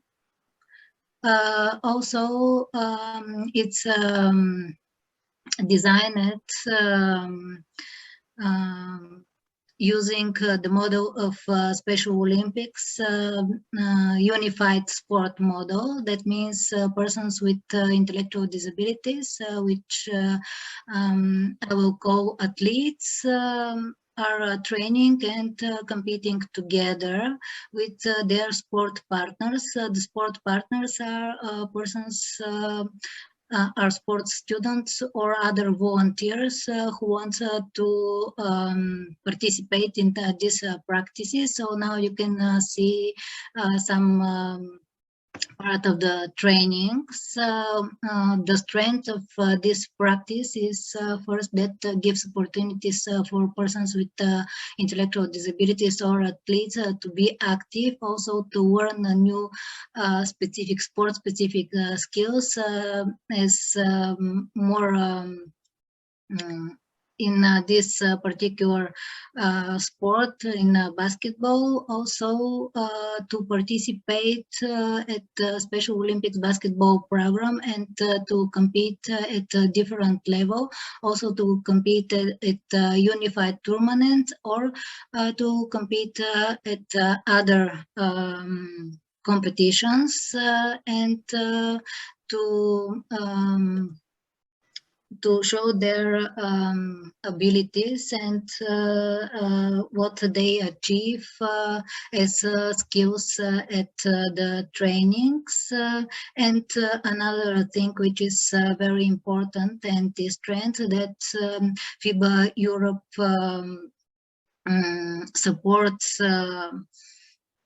basketball, Special Olympics basketball, and this practice can be part and included of FIBA Europe projects.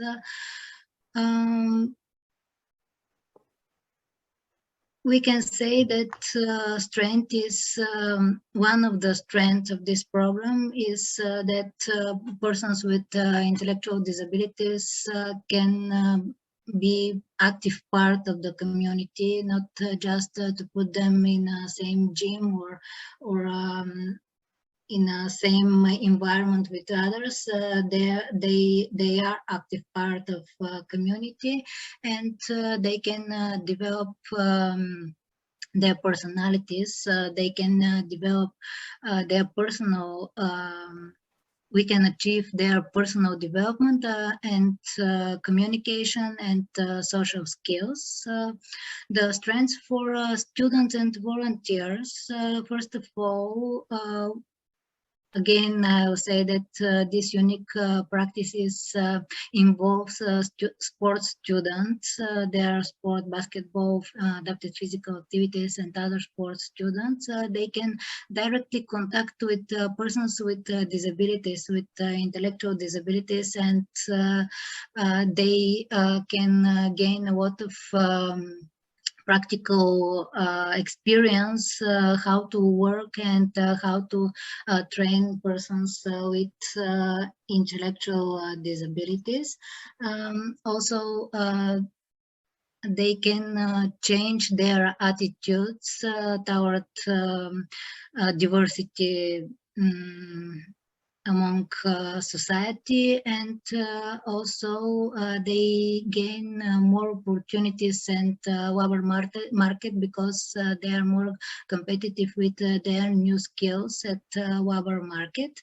And another point that we mentioned at strength is establish new communities, because in Bulgaria people and society is very very close, and to build a new community is very difficult, but this practice helps parents, sports students, also persons with intellectual disability to build new community in which they can share their problems, their good moments, and they can do a lot of things outside of these trainings. That's about the strengths. What about the weaknesses? The weaknesses are connected to the to this that this practice can participate a limited number of provide a limited number of sessions of training sessions. Also, not enough opportunities to compete with other teams at local level, because unified teams at local level, there is only one team in Bulgaria which is composed by athletes with intellectual disabilities, and there is a limit for persons who can participate in the sessions, because as you see, there is only one basketball court, and there is limitations about the number of the participants. Opportunities, as opportunity, we describe to establish more similar teams in Sofia and Bulgaria, because as I said, there is only one team, and this is connected also to awareness and connected to the training of basketball coaches and volunteers to work with persons with intellectual disabilities, and also as opportunities to provide more support from National Sport Basketball Federation, municipality engagement, and professional basketball league in Bulgaria. As a treat, we saw that this practice has a full dependence of the university, because use the facility of university. Also motivation of parents, because a lot of time athletes not coming at the training because of parents. The athletes wants to come, but their parents can't bring them to the training session. Also, this trainings and these sessions, this practice have no funding. And another thing which stopped for interrupt the trainings for a couple of months and still interrupting them is current pandemic situation, because there is scientific evidence. We are not sure that there are evidence, but US said that persons with intellectual disabilities are more influenced by the coronavirus. So that's why they are very, it's very important to be careful about this. And the most of the time, these practices with persons from minorities or with intellectual disabilities are forbidden for a long time. So thank you for your attention. Thank you, Evelina. And wrote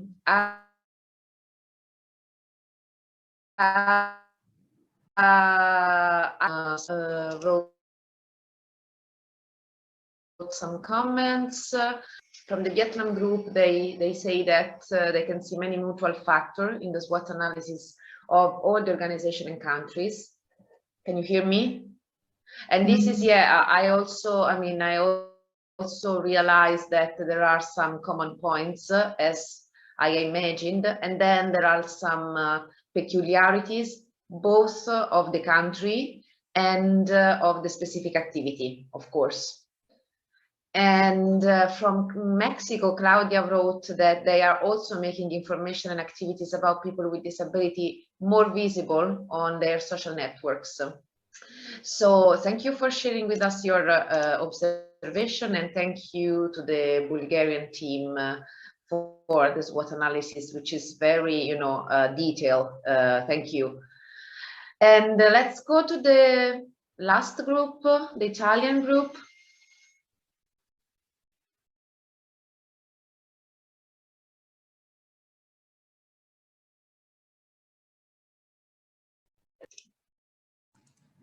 Italian group. Sorry, but I think Chiara wrote something in the chat. I don't know if they're going to. Yeah, Chiara went away because she was busy, but there are still Emanuele and Agnese. Ah, sorry, yes. Can you hear me, Elisa? I can. I yes, can. yes. I don't know the other. Yes, I entered late and I was only with Chiara, and she could not speak to me, so it was difficult for us to interact or be on a common ground. So that was our problem. Yeah. So we couldn't actually agree on what to what to write on and what to present. But there was something that we were trying to agree on in the chat. I wrote something. I'm not sharing. I will just try to go through a little bit to see if I can present something. Yeah, and otherwise, I mean, Emmanuel, you don't have to worry. I mean, if you were experiencing some troubles, both in connection with the other team group and some other issues, it's not a problem. I mean, it's up to you. Yeah, I don't know. It wasn't properly developed, so I'm not sure I can present if I can choose not to. Yeah. Yeah, of course, don't worry. This is, you know, this training, nobody is forced to do something. So especially if you couldn't make the SWOT analysis. Yeah, thank you. So I come back with the video. I just need to ask if you can stay other 15 minutes or not, especially for people in Vietnam, because I know it's already midnight there. So it's my fault because, you know, it's the first time I'm having a training with the 35 participants, and of course it's more time consuming when we have to do the presentation and so on. So my fault, and if you can't, I can understand. I mean. That's okay, Lisa, no worries. So I would just want to, because we have finished, but I need to tell you something. First of all, that, you know, 4 days for this kind of training are nothing. And since you were 35, well, I mean, considering this number, we will need more time and space, of course. But let's say that we have just you know, we have just started a process, and that is going to continue, hopefully, in Mexico next time. And secondly, yeah, I apologize for my internet connections problems, as well as the time management. You know, I have many limitations as a trainer. And third, we haven't done the briefing part at the end of each session, which is kind of, you know, important to do. So I wanted to spend these 10 minutes more to do a kind of debriefing session, even if I will send you the same link as every day, because this is for the records. But among us, I would like to do just, you know, a bit of reflection part using Gibbs circle. I don't know if you know it. It's a circle with 6 stages for a semi-structured briefing. And it's a process that is based on Kolb's experiential learning cycle. I will send you some information about it. Basically, it's a cycle which is based on 6 different moments. The moment of the description, what happened, the moment of the feelings, or what did you feel during the training in this case, the moment of the real evaluation, what was good and bad about the experience, then the analysis, what sense can you make of the situation, and also how you can apply what you have learned in your daily life, the conclusion, what else could you have done, and the action plan. If I find myself in my real life in a situation like this, I could do I don't know what. So I think we can also skip the description because we already know what we have done. We have done through some of the education through sport activity methodology, some tips for the trainers, some tips on how to deal with people with disabilities, with specific attention to mental disabilities, intellectual disabilities.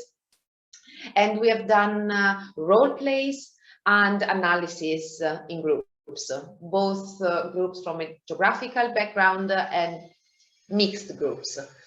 So what I want to know from you is your feeling. I mean, if you felt, I don't know, if you felt okay, if you felt good within with the other people, and if there was something that somehow offended you or frustrated you or whatever.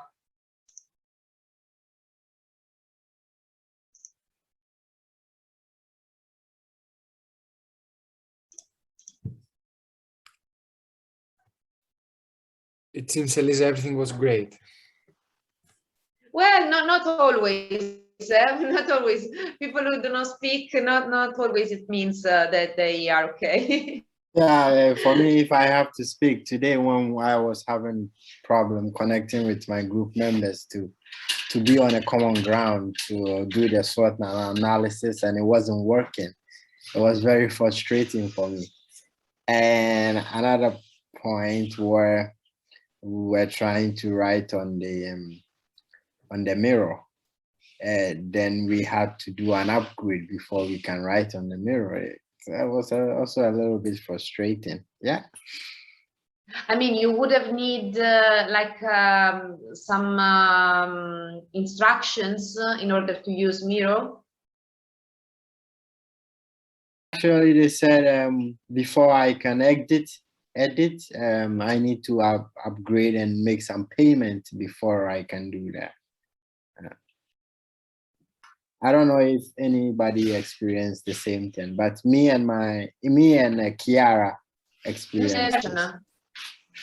You say? I'm very sorry to hear about it, because actually we were using the free version and I didn't pay. I mean, I've always used the free version. So I'm really, really sorry that you had experienced this problem. Also, you know, that you were supposed to pay for something. It's not pleasant.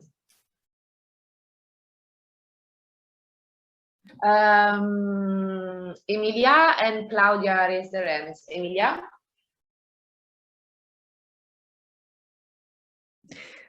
For me, it was a very nice experience, very interesting, as the presentations were having new things and you could read things that you were imagining or you just had them as an experience. For me, it would be more important in the first day to had split each other in order to get to know each other better. So these things that we did on the second or third day that we were in teams, we could do them from the first day in order to do ice-breaking games. Yeah. And, like the thing we did when we start. With small games like this, after, when you come all together, you get to know each other more.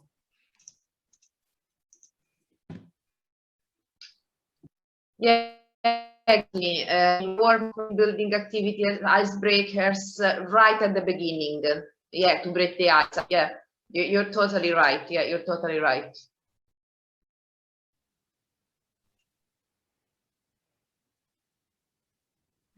Claudia? Thank you. I wanted to say something about the connectivity that we have. It was an issue that we have to consider for the next presentation. So whatever we wanted to do in a huge group of people, because it's important to hear and listen, because it's not a native language, so it's important to have a review of it. But I wanted to say also that we haven't yet finished the WAYWARD project. So we have proposed to you in AmeA to make an exchange of these practices, because as I told you in the chat, we are trying to make visible all the things that we are doing. Of course, it's important for us make alliances with you, with your associations, and we propose you to start interviews. And if you can share with us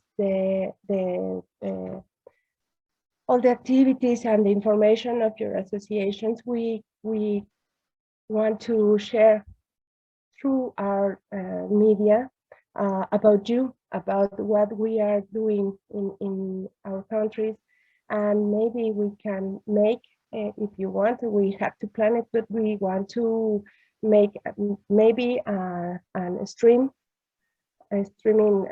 activity with you, or one at the time.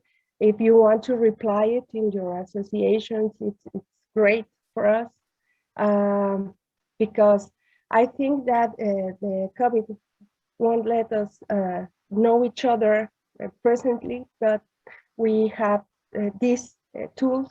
We can do better work, and we can continue share with each other as associations. And if you have volunteers or you have trainers or whatever, we can make a plan to make this visibility by week or even 15 days between each other or whatever.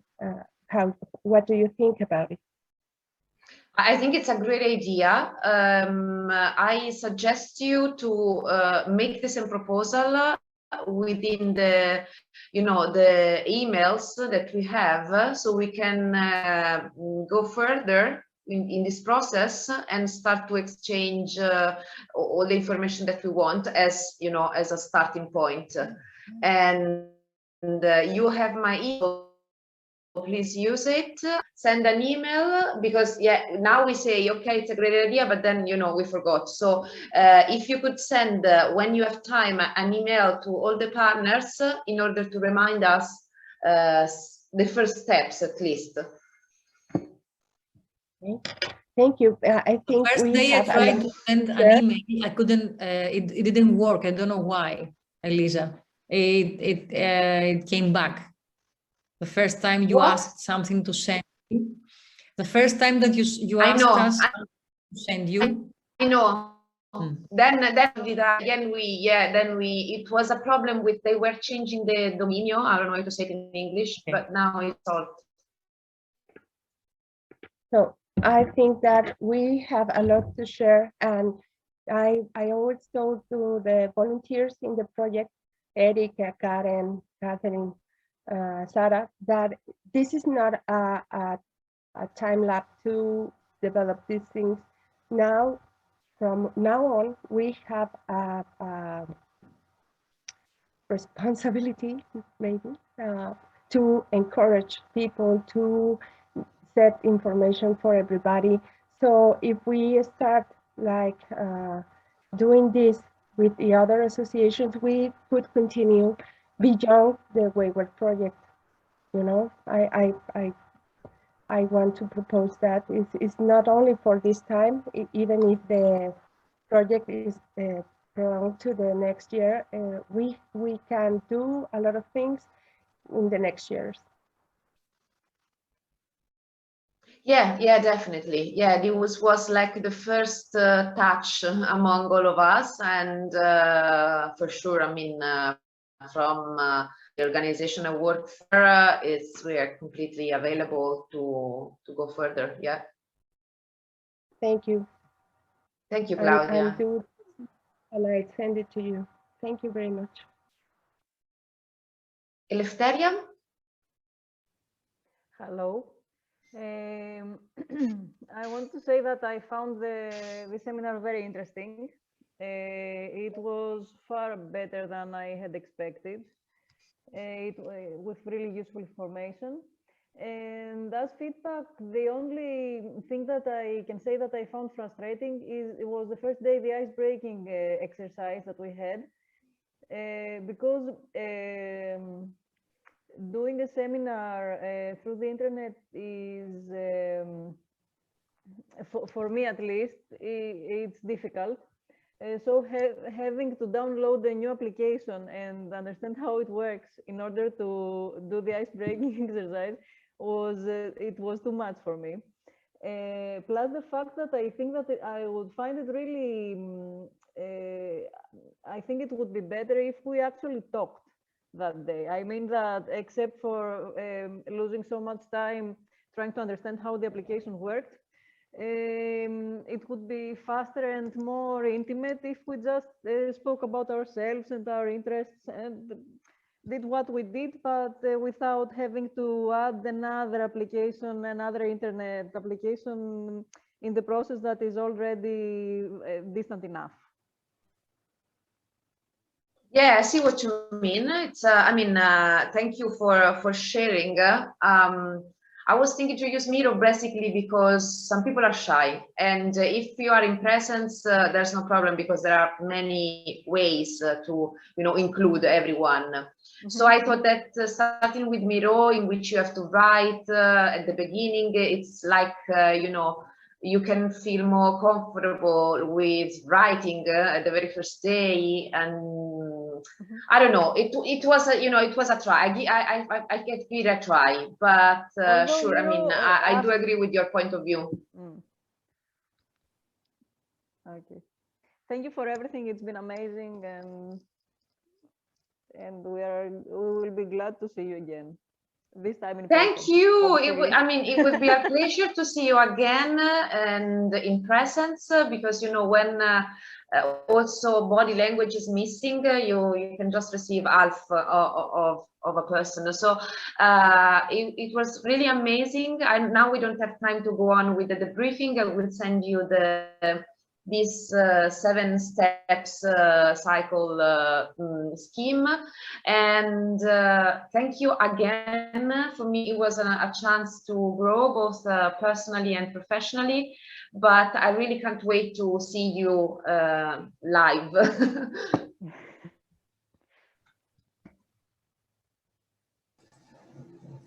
Thank you, Elisa. It was very interesting. Very interesting. Fantastic. Thank you, and I'm sorry we are running out of time, but in Vietnam it's already 20 past midnight, so I think they need to go to sleep. Elisa, can I say something? Yeah. And we must say congratulations to you, because it wasn't easy to have all this presentation in the same time, trying to satisfy everyone, and with the connection problems that you had. So it was not so easy for you it was a challenge, I think, for you, all this presentation. For both weekends. Thank you. It was first of all, because it is always, I don't like, distance learning. It can be useful sometimes, like in these situations, but to lose a lot of things. And second, the connection problem, and I'm not perfect, and you have seen it. So thank you very much for your effort to be here, your support and your presence, and also your concentration and attention.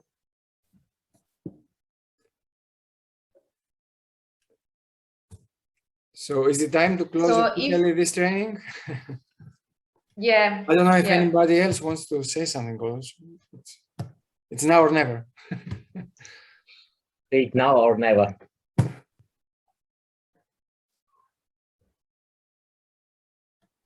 I think it's okay.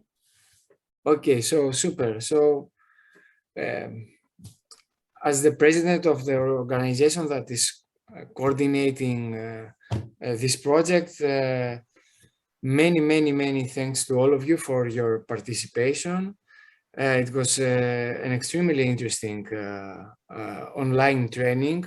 Of course, we couldn't have avoided the problems. It's impossible to do this. But actually, we had the best trainer we could, as Emilia said. So thank you so much, Elisa. It was extremely nice, this experience that we shared together here. I hope to meet everyone face to face in Mexico. Of course, if anybody else it's always together. Yeah. And we're coming up now with the local events in which all the participants should or could participate. And so we won't get lost. we will be in touch through emails at least.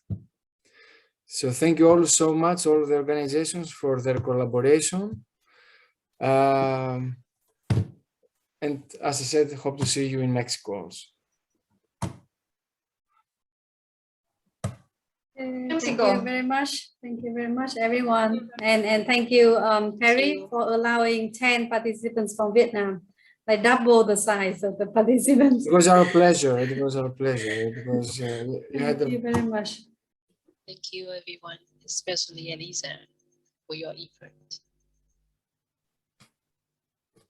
That's true. Thank you. So maybe it's time to press the button, end of the end the meeting for all. Bye. See you in Mexico. Okay, hope to see you Bye. live next time. Bye. All of you. Bye. Bye. Bye. Good night. Bye. See you soon. It's going to be a pleasure to receive you here.